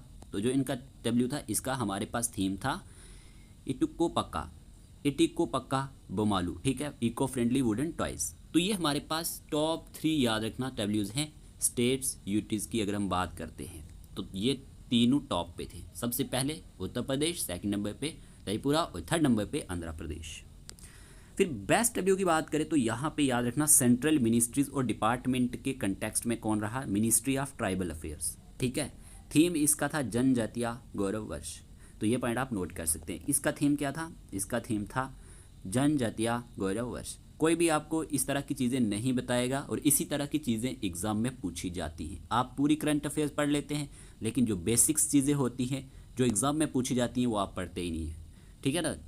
ये चीज़ों का आपको ध्यान रखना है, ठीक है। तो जो भी चीज़ें मैंने इस स्लाइड में आपको बताई है ना, ये काफ़ी ज़्यादा इंपॉर्टेंट है, ठीक है, एग्ज़ाम के लिए। तो ये चीज़ें आप सारी की सारी याद रख लेना। क्लियर। फिर आपसे क्वेश्चन में पूछा गया है who became the first Indian women to win a Grammy award for her album Triveni in 2024। ये फर्स्ट इंडियन वुमेन बनी है जिन्होंने ग्रैमी अवार्ड जीता है। किस लिए, for her album Triveni in 2024 के लिए। ये क्वेश्चन भी इंपॉर्टेंट है, ठीक है। इस क्वेश्चन का आंसर है चंद्रिका टंडन, ठीक है, चंद्रिका टंडन इसका सही आंसर है। हमने यहाँ पे सारे सिलेक्टेड क्वेश्चंस लिए हैं और सिलेक्टेड टॉपिक्स लिए हैं, तो यहाँ पे चंद्रिका टंडन इसका सही आंसर है, ऑप्शन नंबर बी। फिर यहीं पे क्वेश्चन में पूछा गया है who won both the Allan Border medal and the title of men's ODI player of the year at the 2024 Australian cricket awards. कि हमारे पास किसने जीता, दोनों, एलन बॉर्डर मेडल भी और title of men's ODI player of the year भी। कहाँ पे, at the 2024 Australian cricket awards.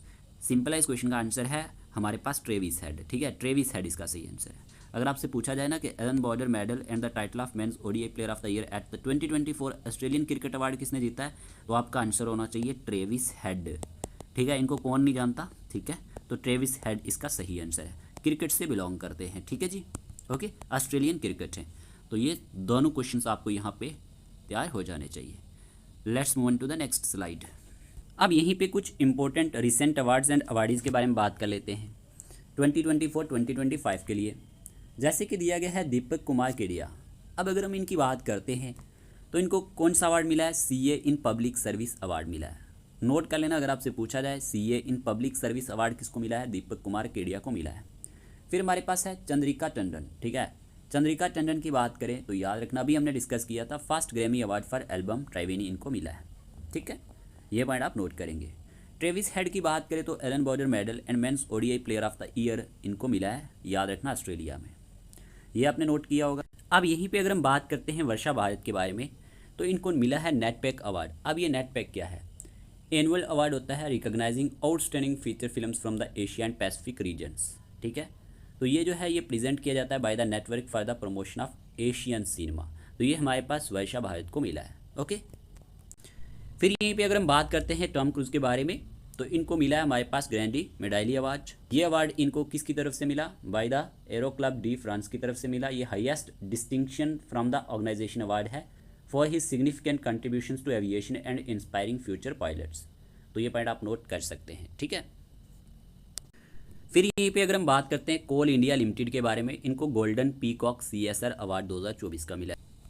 फिर यहीं पे इंडियन कंप्यूटर साइंस स्टूडेंट्स की बात करें, न्यू दिल्ली में ब्रॉन्ज अवार्ड इनको मिला है, global best M government award 2025। यहीं पे अगर हम बात करते हैं एनटीपीसी लिमिटेड की तो इनको जो अवार्ड मिला, याद रखना, forward faster sustainability award, forward faster sustainability award 2025 water resilience के लिए एनटीपीसी लिमिटेड को मिला है। तो ये पॉइंट आप नोट करेंगे, ठीक है। फिर यहीं पे नटराजन चंद्रशेखरन की बात करें तो ये most excellent order of the British empire माना जाता है, ठीक है, सिविल डिवीजन के लिए। तो ये हमारे पास नटराजन चंद्रशेखरन को मिला है, ये पॉइंट आप नोट करेंगे। सुनील भारती मित्तल की बात करें तो इनको हमारे पास ऑनररी नाइटहुड मिला है, ठीक है। फिर यहीं पे मनोहर इंटरनेशनल एयरपोर्ट की बात करें, मोपा एयरपोर्ट की, तो याद रख सकते हैं सर्वश्रेष्ठ सुरक्षा पुरस्कार, ठीक है, सर्वश्रेष्ठ सुरक्षा पुरस्कार गोल्डन ट्रॉफी अवार्ड इनको मिला है। ये क्वेश्चन एक एग्जाम में आ चुका है। मनोहर इंटरनेशनल एयरपोर्ट, मोपा एयरपोर्ट को ये मिला है, ठीक है। एन चंद्रशेखरन की बात करें तो इनको मैंने जैसे कि बोला हमारे पास ऑनररी नाइटहुड का अवार्ड मिला है। कनक्लेव फिल्म की बात करें, best picture, outstanding British film, best editing, best adapted screen play, ये कॉन्क्लेव फिल्म को मिला है, ठीक है, कॉन्क्लेव फिल्म को, ये पॉइंट आप नोट करेंगे।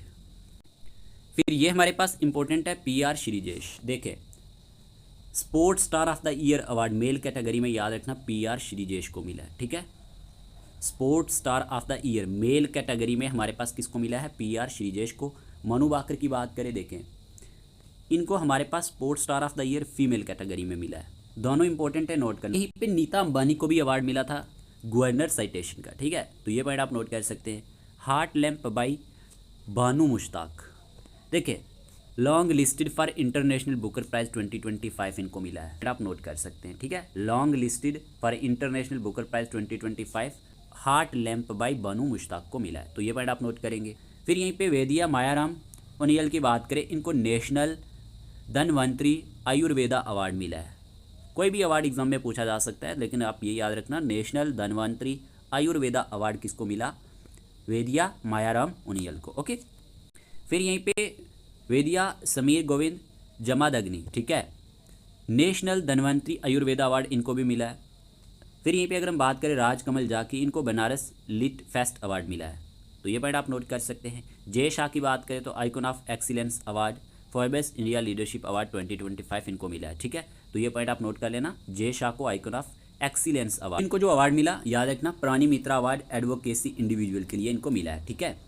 प्राणी Mitra award in the category of advocacy में अगर हम बात करते हैं अखिल जैन को मिला है।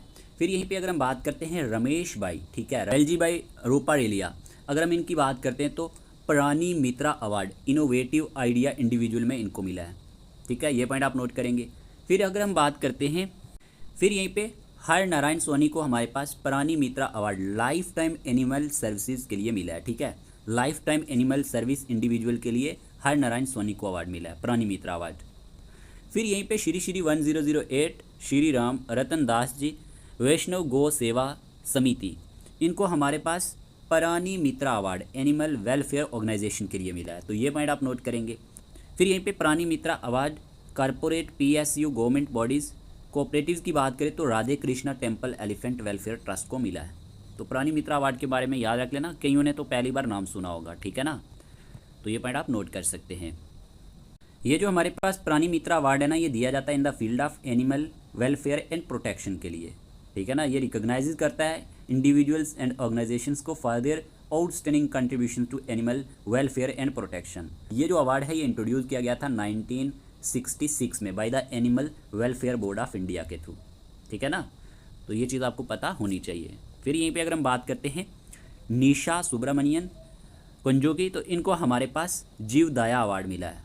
अब देखें ये जो अवार्ड है ना हमारे पास Prani Mitra award, this award also includes the Jeev Daya award which recognizes services rendered by animal lovers, तो याद रखना जीव दया अवार्ड किसको मिला है, निशा सुब्रमण्यन कुंजू को मिला है। और यहीं पे भगवान महावीर पशु रक्षा केंद्र की बात करें, ठीक है, इनको जीव Daya award animal welfare organisation के लिए मिला है, ठीक है, तो ये पॉइंट आप नोट करेंगे। फिर यहीं पे Jeev Daya award school institutions teachers children के कंटेक्स्ट में बात करें तो master Chaitanya M Saxena and master Adisha को मिला है, तो ये कुछ अवार्ड्स जो है ना ये आप नोट कर लेना। अब यहीं पे मेरी एक बात सुने, ये जो सेशन हम यहाँ पे डिस्कस कर रहे हैं करंट अफेयर्स, ये आपने 4 और 5 डेज़ में, ठीक है, छोटे छोटे टारगेट रख के इनको रिवाइज करना है। जो भी चीज़ें हमने यहाँ पे डिस्कस की हैं PDF में जो भी होंगी आप PDF पढ़ सकते हैं, पेड ग्रुप में भी, जो भी हमारे साथ पेड ग्रुप में जुड़े हैं।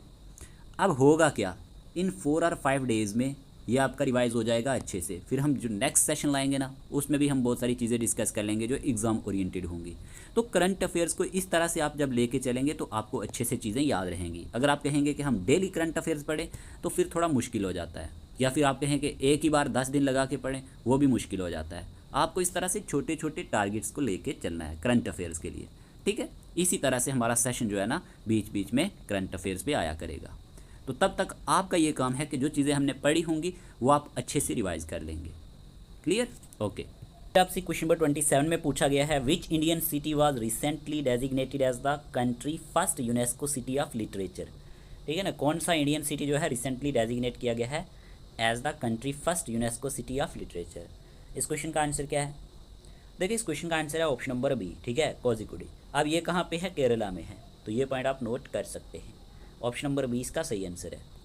फिर आपसे क्वेश्चन में पूछा गया है which country has recently become the first in modern history to lose all of its glaciers. बताएं इस क्वेश्चन का आंसर क्या रहेगा? इस क्वेश्चन का आंसर है हमारे पास option number C, Venezuela. Okay, याद रखना। की बात करें तो ये फर्स्ट कंट्री बना है मॉडर्न हिस्ट्री में जिसने अपने सारे के सारे ग्लेशियर्स को लूज किया है, तो ऑप्शन नंबर सी इसका सही आंसर है। फिर पूछा गया है who became the first Indian space tourist. ठीक है ना, ये फर्स्ट इंडियन स्पेस टूरिस्ट बने flying abroad blue origin new shepherd NS-25 mission.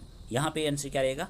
Already हमने इसको पढ़ा हुआ है, Gopichand Thotakura. Option number B इसका सही आंसर है। ठीक है, याद रखना जो फर्स्ट होता है ना, फर्स्ट इन इंडिया या फर्स्ट इन वर्ल्ड, जो भी हमारे पास करंट में चीज़ें रहती हैं ये भी इंपॉर्टेंट है। अब यहीं पे अगर हम बात करते हैं first in India and world 2024-2025 के बारे में, तो आपने कुछ पॉइंट्स याद रखने हैं, जैसे कि youngest swimmer to cross the English channel, कि हमारे पास यंगेस्ट स्विमर कौन बनी है जिन्होंने क्रॉस किया इंग्लिश चैनल को, तो याद रख जिया राज। ओके, और यहीं पे दिया गया the country first rice ATM की बात करें तो ये कहाँ पे हमारे पास ओपन हुआ, तो आप याद रख सकते हैं भुवनेश्वर उड़ीसा में।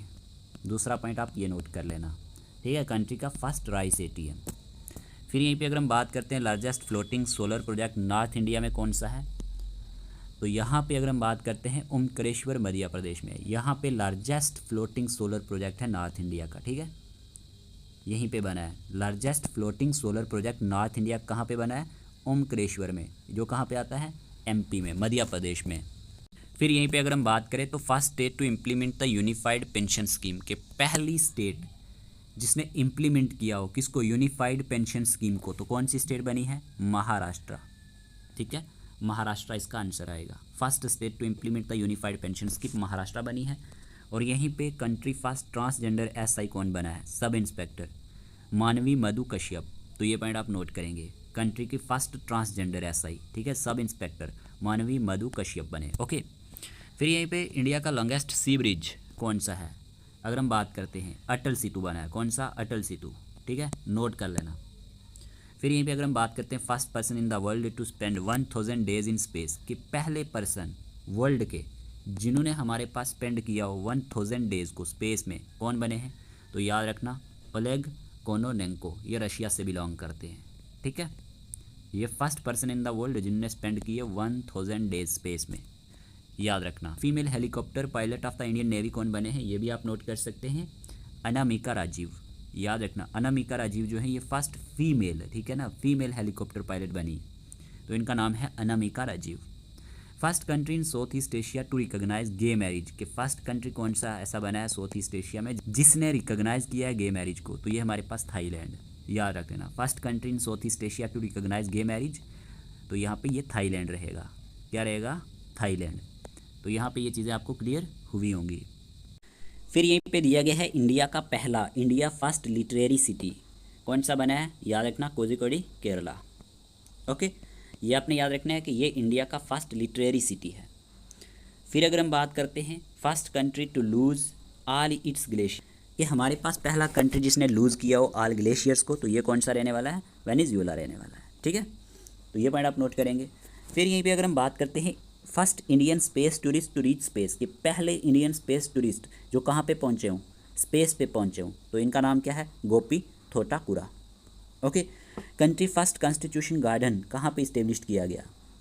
तो याद रख लेना ये हमारे पास पुणे में किया गया है। Country first constitution garden has been built in Pune. Okay, फिर यहीं पे दिया गया है हमारे पास youngest Indian to conquer Mount Everest, के फर्स्ट इंडियन कौन बने हैं जो यंगेस्ट हैं जिनने कन्क्वेयर किया हो माउंट एवरेस्ट को? तो याद रखना कामिया कार्तिकेयन। ठीक है, कामिया कार्तिकेयन की बात करते हैं अगर हम, तो ये हमारे पास यंगेस्ट इंडियन बने हैं जिन्होंने कन्क्वेयर किया है माउंट एवरेस्ट को।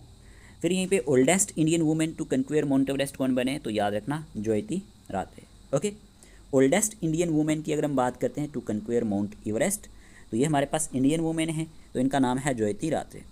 इंडियाज़ लार्जेस्ट क्लाइमेट क्लॉक कहाँ पे सेटअप किया गया? तो ये हमारे पास याद रखना इंडिया का लार्जेस्ट क्लाइमेट क्लॉक जो है इंस्टॉल किया गया न्यू दिल्ली में। इंडिया का लार्जेस्ट क्लाइमेट क्लॉक अगर आपसे पूछा जाए। फिर यहीं पे वर्ल्ड लार्जेस्ट टेलीकॉम कंपनी कौन सी बनी है? वर्ल्ड की लार्जेस्ट टेलीकॉम कंपनी की अगर हम बात करते हैं तो रिलायंस जियो, ठीक है, रिलायंस जियो। फिर यहीं पे वर्ल्ड फर्स्ट ओम शेप्ड टेम्पल कौन सा है? दुनिया का पहला ओम शेप्ड टेम्पल कहाँ पे बनाया गया? पाली डिस्ट्रिक्ट राजस्थान में। तो ये पॉइंट भी आप नोट कर सकते हैं। यहीं पे दिया गया है first stadium to use hybrid pitch technology के, पहला स्टेडियम जिसमें यूज़ किया गया हो हाइब्रिड पिच टेक्नोलॉजी का, तो याद रखना Dharamshala, Dharamshala. Okay. First private bank to open branch in Lakshadweep, ये बहुत इंपॉर्टेंट है, एग्जाम में ये क्वेश्चन आ चुका है।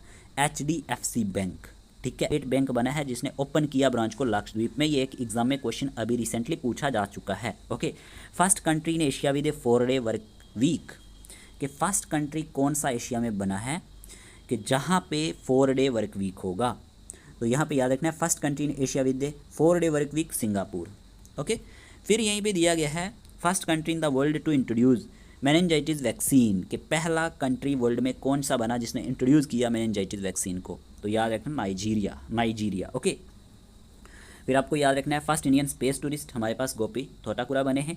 Country first under water metro कहाँ पे लॉन्च की गई? पूछा जा सकता है कि कंट्री की पहली अंडर वाटर मेट्रो कहाँ पे लॉन्च की गई? कोलकाता में की गई, ठीक है, याद रखना। First female sniper of BSF कौन बनी है? सुमन कुमारी बनी है। इंपॉर्टेंट है, first female sniper of BSF Suman Kumari. Okay. या फर्स्ट ड्राइवरलेस मेट्रो ट्रेन, ये कहाँ पे हमारे पास लॉन्च की गई? बेंगलुरु में की गई, याद रखना, इंडिया की पहली ड्राइवरलेस मेट्रो ट्रेन। फिर world first 3D printed mosque कहाँ पे अनवील्ड की गई? तो याद रखना सऊदी अरबिया में की गई। वर्ल्ड की फर्स्ट 3D प्रिंटेड मॉस्क कहाँ पे अनवील्ड की गई? सऊदी अरबिया में की गई। तो ये कुछ पॉइंट्स जो मैंने आपको इस स्लाइड में बताए हैं ये आप याद रखेंगे। यहीं पे हमारे पास दिया गया इंडिया फर्स्ट आयुर्वेदिक कैफ़े, ये कहाँ पे इस्टेब्लिश किया गया? न्यू दिल्ली में किया गया। इंडिया का पहला ये आयुर्वेदिक कैफ़े है, ठीक है, इसीलिए इंपॉर्टेंट हो जाता है। फिर हमारे पास दिया गया India first silk India centre inaugurated, के इंडिया का पहला सिल्क इंडिया सेंटर कहाँ पे इनोग्रेट किया गया? तो अगर हम बात करें इसके बारे में तो ये संबलपुर उड़ीसा में किया गया। फर्स्ट स्किल इंडिया सेंटर होगा। फिर first state to implement semiconductor policy, के पहली स्टेट जिसने इम्प्लीमेंट किया हो सेमीकंडक्टर पॉलिसी को, ये कौन सी बनी है? गुजरात बनी है, याद रख लेना। First state to conduct traffic audit, पहली स्टेट जिसने कंडक्ट किया हो ट्रैफिक ऑडिट को, ये कौन सी स्टेट बनी है? बिहार बनी है, ठीक है, इंपॉर्टेंट है। First state to introduce uniform civil code bill, ये पहली स्टेट जिसने इंट्रोड्यूस किया हो यूनिफॉर्म सिविल कोड बिल को, तो ये कौन सी स्टेट बनी है? Uttarakhand. Most important, record for most time spent in space, ये हमारे पास किसके पास रिकॉर्ड बना है कि ज़्यादातर स्पेस में रहने का? तो याद रखना ओलेग कोनोनेंको रशिया के हैं ये, ठीक है। तो ये पॉइंट आप नोट करेंगे, record for most time spent in space Oleg Kononenko बने हैं, ये रशिया से बिलोंग करते हैं, किसी न किसी एग्जाम में ये आएगा। First European country to accept India's flag, पहला यूरोपियन कंट्री जिसने एक्सेप्ट किया हो इंडियन फ्लैग को, तो ये फ्रांस बना है, ठीक है। फिर हमारे पास दिया गया है फर्स्ट वुमेन सूबेदार ऑफ इंडियन आर्मी कौन बनी है? तो याद रखना फर्स्ट वुमेन सूबेदार ऑफ इंडियन आर्मी प्रीति राजक बनी है, याद रखना, मध्य प्रदेश से बिलोंग करती है। Second state to start caste census, के हमारे पास सेकंड स्टेट कौन सी बनी है जिसने स्टार्ट किया कास्ट सेंसिस को? तो आंध्र प्रदेश, ठीक है। तो इस स्लाइड में हमने देखा first in India and world 2024-2025 के बारे में, जो कुछ इंपॉर्टेंट पॉइंट्स थे आपने नोट किए होंगे क्योंकि यहाँ से एग्जाम में क्वेश्चन डेफिनेटली पूछा जाता है। फिर आपसे क्वेश्चन नंबर 28 में पूछा गया है what is the theme of the international yoga day 2025, कि हमारे पास थीम क्या रहने वाला है योगा डे 2025 के लिए? जल्दी से आंसर चूज करें, सिंपल क्वेश्चन है। इस क्वेश्चन का आंसर क्या रहेगा? देखिए इस क्वेश्चन का आंसर है yoga for one earth one health, option number C इसका सही आंसर है। ये थीम रहने वाला है इंटरनेशनल योगा डे 2025 के लिए, yoga for one earth one health, ठीक है, ऑप्शन नंबर सी इसका सही आंसर है। जितने भी हमारे पास डेज है ना और इनके थीम्स हैं, इन पे क्वेश्चन एग्जाम में बनते हैं, ये आप याद रख लेना। यहीं पे हम जनवरी 2025 के डेज देख लेते हैं, ठीक है। नेक्स्ट सेशन में हम नेक्स्ट मंथ के देख लेंगे। अगर हम 1 जनवरी की बात करें 2025 की, तो ग्लोबल फैमिली डे हमारे पास 1 जनवरी को सेलिब्रेट किया जाता है। इसका थीम था equal access to HIV prevention and treatment, याद रख लेना, ये थीम था हमारे पास ग्लोबल फैमिली डे का। ये 1 जनवरी 2025 को सेलिब्रेट किया जाता है। 2 जनवरी को हमारे पास वर्ल्ड इंट्रोवर्ट डे रहता है। इसका थीम था guardians of India borders 6 decades of velar and dedication. तो ये पॉइंट आप नोट कर सकते हैं, इसका थीम नोट कर सकते हैं वर्ल्ड इंट्रोवर्ट डे के लिए जून को। फिर हमारे पास 3 जनवरी 2025 की बात करें तो यहाँ पे हमारे पास सावित्रीबाई फुले जयंती होता है, ठीक है। इसका थीम था contribution to education and women's right, ठीक है, आप नोट कर सकते हैं सावित्रीबाई फुले जयंती के बारे में। इसका थीम क्या था? Contribution to education and women's right. ये 3 जनवरी को हमारे पास सेलिब्रेट किया जाता है। फिर हमारे पास यहीं पे 3 जनवरी को international mind body wellness day भी सेलिब्रेट किया जाता है, जिसका थीम था harmony in mind body and home. ये आप नोट कर सकते हैं। 4 जनवरी को हमारे पास वर्ल्ड बरेली डे आता है, इसका थीम था बरेली लिटरेसी फॉर ऑल, ठीक है, bridging gaps and building futures. तो ये पॉइंट आप नोट कर सकते हैं, इसका थीम आप नोट कर लेना। 5 जनवरी को हमारे पास नेशनल बर्ड डे सेलिब्रेट किया जाता है, जिसका थीम था सेलिब्रेटिंग एवियन डाइवर्सिटी प्रोटेक्टिंग अवर फीदर्ड फ्रेंड्स। ओके, तो ये चीज़ आपको याद रखनी है, 5 जनवरी को हमारे पास नेशनल बर्ड डे सेलिब्रेट किया जाता है। फिर यहीं पे 6 जनवरी की बात करें तो 6 जनवरी को हमारे पास गुरु गोविंद सिंह जयंती होती है, थीम था strength and power through innovation and indigenisation. Okay, तो ये पॉइंट आप नोट कर सकते हैं, थीम इसका। 6 जनवरी 2025 की बात करें तो world day of war orphans भी सेलिब्रेट किया जाता है, इसका थीम था healing and hope supporting war orphans. 8 जनवरी को हमारे पास अर्थ रोटेशन डे होता है, जिसका थीम था the dynamics of motion celebrating earth constant spin. Okay, ये आप याद रखेंगे। 8 जनवरी 2025 की बात करें तो African national Congress foundation day होता है, ये पॉइंट आप नोट करेंगे। 8 से 10 जनवरी 2025 की बात करें तो यहाँ पे प्रवासी भारतीय दिवस मनाया जाता है, जिसका थीम था डायस्पोरा कंट्रीब्यूशन टू ए विकसित भारत, ठीक है, तो ये पॉइंट आप नोट करेंगे। इसका थीम क्या था? डायस्पोरा कंट्रीब्यूशन टू विकसित भारत। 10 जनवरी 2025 की बात करें तो वर्ल्ड हिंदी डे यहाँ पे सेलिब्रेट किया जाता है, जिसका थीम था Hindi a global voice of unity and cultural pride. याद रख लेना, वर्ल्ड हिंदी डे का यहाँ पे थीम था Hindi a global voice of unity and cultural pride. 11 से 17 जनवरी 2025 की बात करें तो नेशनल रोड सेफ्टी वीक ये माना जाता है, जिसका थीम था बी ए रोड सेफ्टी हीरो। याद रखना, इस पे भी क्वेश्चन एग्जाम में बना हुआ है, ठीक है, इसका थीम था बी ए रोड सेफ्टी हीरो। फिर यहीं पे जब हम बात करते हैं 12 जनवरी 2025 की, नेशनल यूथ डे सेलिब्रेट किया जाता है, थीम इसका था youth for a sustainable future shaping the nation with flexibility and responsibility. National youth day का हमारे पास थीम क्या था? Youth for a sustainable future shaping the nation with flexibility and responsibility. 15 जनवरी 2025 की बात करें तो इंडियन आर्मी डे सेलिब्रेट किया जाता है, जिसका थीम था हमारे पास समर्थ भारत सक्षम सेना। ये पॉइंट आप नोट कर लेना, इंडियन आर्मी डे का थीम क्या था? समर्थ भारत सक्षम सेना। 16 जनवरी 2025 की बात करें तो नेशनल स्टार्टअप डे यहाँ पे सेलिब्रेट किया जाता है, जिसका थीम था let's shape the future together one innovative idea at A time. ये इसका थीम था। 19 जनवरी 2025 की बात करें तो NDRF रेजिंग डे यहाँ पे सेलिब्रेट किया जाता है, जिसका थीम था resilient India building disaster resilient communities. Already disaster management वाले टॉपिक में मैंने आपको एक दिन पढ़ाया भी था, तो ये पॉइंट आप नोट करेंगे। इसका थीम क्या है? Resilient India building disaster resilient communities. 19 जनवरी की बात करें तो याद रखना, यहाँ पे सेलिब्रेट किया जाता है कोकबोरक डे। इसका थीम है embracing language and culture through inspiring words, ठीक है। फिर यहीं पे अगर हम 21 जनवरी की बात करें, statehood day of Manipur Tripura and Meghalaya यहाँ पे सेलिब्रेट किया जाता है, तो ये पॉइंट आप नोट करेंगे 21 जनवरी को। ओके, 24 जनवरी की बात करें तो यहाँ पे international day of education celebrate किया जाता है, थीम था इसका AI एंड एजुकेशन, ठीक है, preserving human agency in a world of automation. ये इसका थीम था इंटरनेशनल डे ऑफ एजुकेशन के लिए। 24 जनवरी की बात करें तो national girl child day celebrate किया जाता है, जिसका थीम था empowering girls for a bright future, ठीक है। देखिए, जब हम यहाँ पे ये बीच बीच में जो सेशन लाएंगे ना, तो हर मंथ के डेज कवर करेंगे, इससे आपको ईजिली ये तैयार हो जाएंगे। अगर आप सोचोगे कि पूरे साल के डेज तैयार करें और उनके थीम तैयार करें, फिर वो आपके लिए मुश्किल हो जाता है। तो यहाँ पे इसका थीम था empowering girls for a bright future. यहीं पे अगर हम बात करते हैं 25 जनवरी की, तो 25 जनवरी को नेशनल टूरिज्म डे होता है, जिसका थीम था tourism for inclusive growth. Note कर लेना, ये भी एग्जाम में पूछा जाता है, टूरिज्म डे। ओके, इसका थीम था टूरिज्म फॉर इंक्लूसिव ग्रोथ। 25 जनवरी को ही हमारे पास नेशनल वोटर डे भी होता है, जिसका थीम था nothing like voting I vote for sure. Note कर लेना। 26 जनवरी को हमारे पास 76th रिपब्लिक डे था इंडिया का, जिसका थीम था स्वर्णिम भारत विरासत और विकास। देख सकते हैं आप इसके बारे में, स्वर्णिम भारत विरासत और विकास इसका थीम था।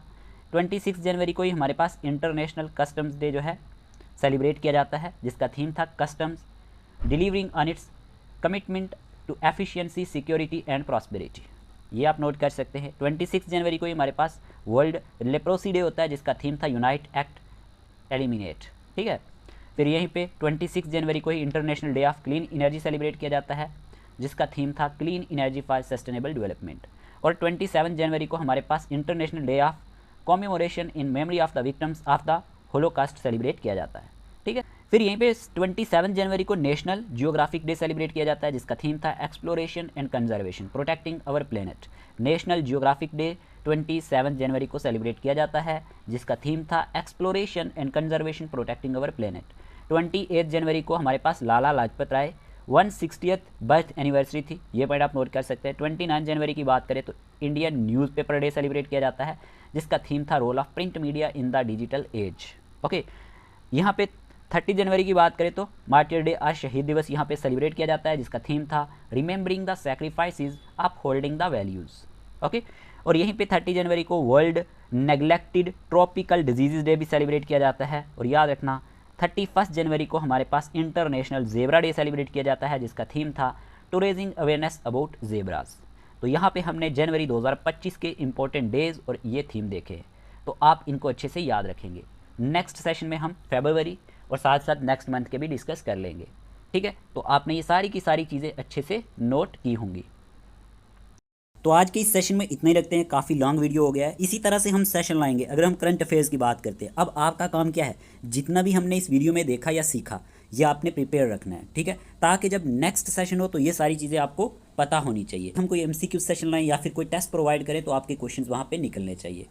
होप आपको ये वीडियो सेशन अच्छा लगा होगा। अगर वीडियो सेशन अच्छा लगा है तो वीडियो को लाइक कर देना। इसी तरह के वीडियो सेशन के लिए आपको PDF चाहिए, टेस्ट सीरीज चाहिए, डेली बेसिस पे सेक्शनल टेस्ट चाहिए तो वो आपको मिल जाएंगे। अगर हम बात करते हैं NT एग्जाम के लिए आपको फ़ी पड़ेगी 599 रुपीज़, हाई कोर्ट के लिए आपको पड़ेगी 499 रुपीज़ और JK PSI के लिए पड़ेगी 499 रुपीज़। तो आप इसका बेनिफिट ले सकते हैं। और इस लेक्चर का PDF आपको पेड ग्रुप में मिल जाएगा, जिन्होंने भी पेड ग्रुप सब्सक्रिप्शन लिया हुआ है, ठीक है। मिलते हैं न्यू वीडियो के साथ, तब तक के लिए अपना अपने घर वालों का ख्याल रखिएगा। Take care of yourself.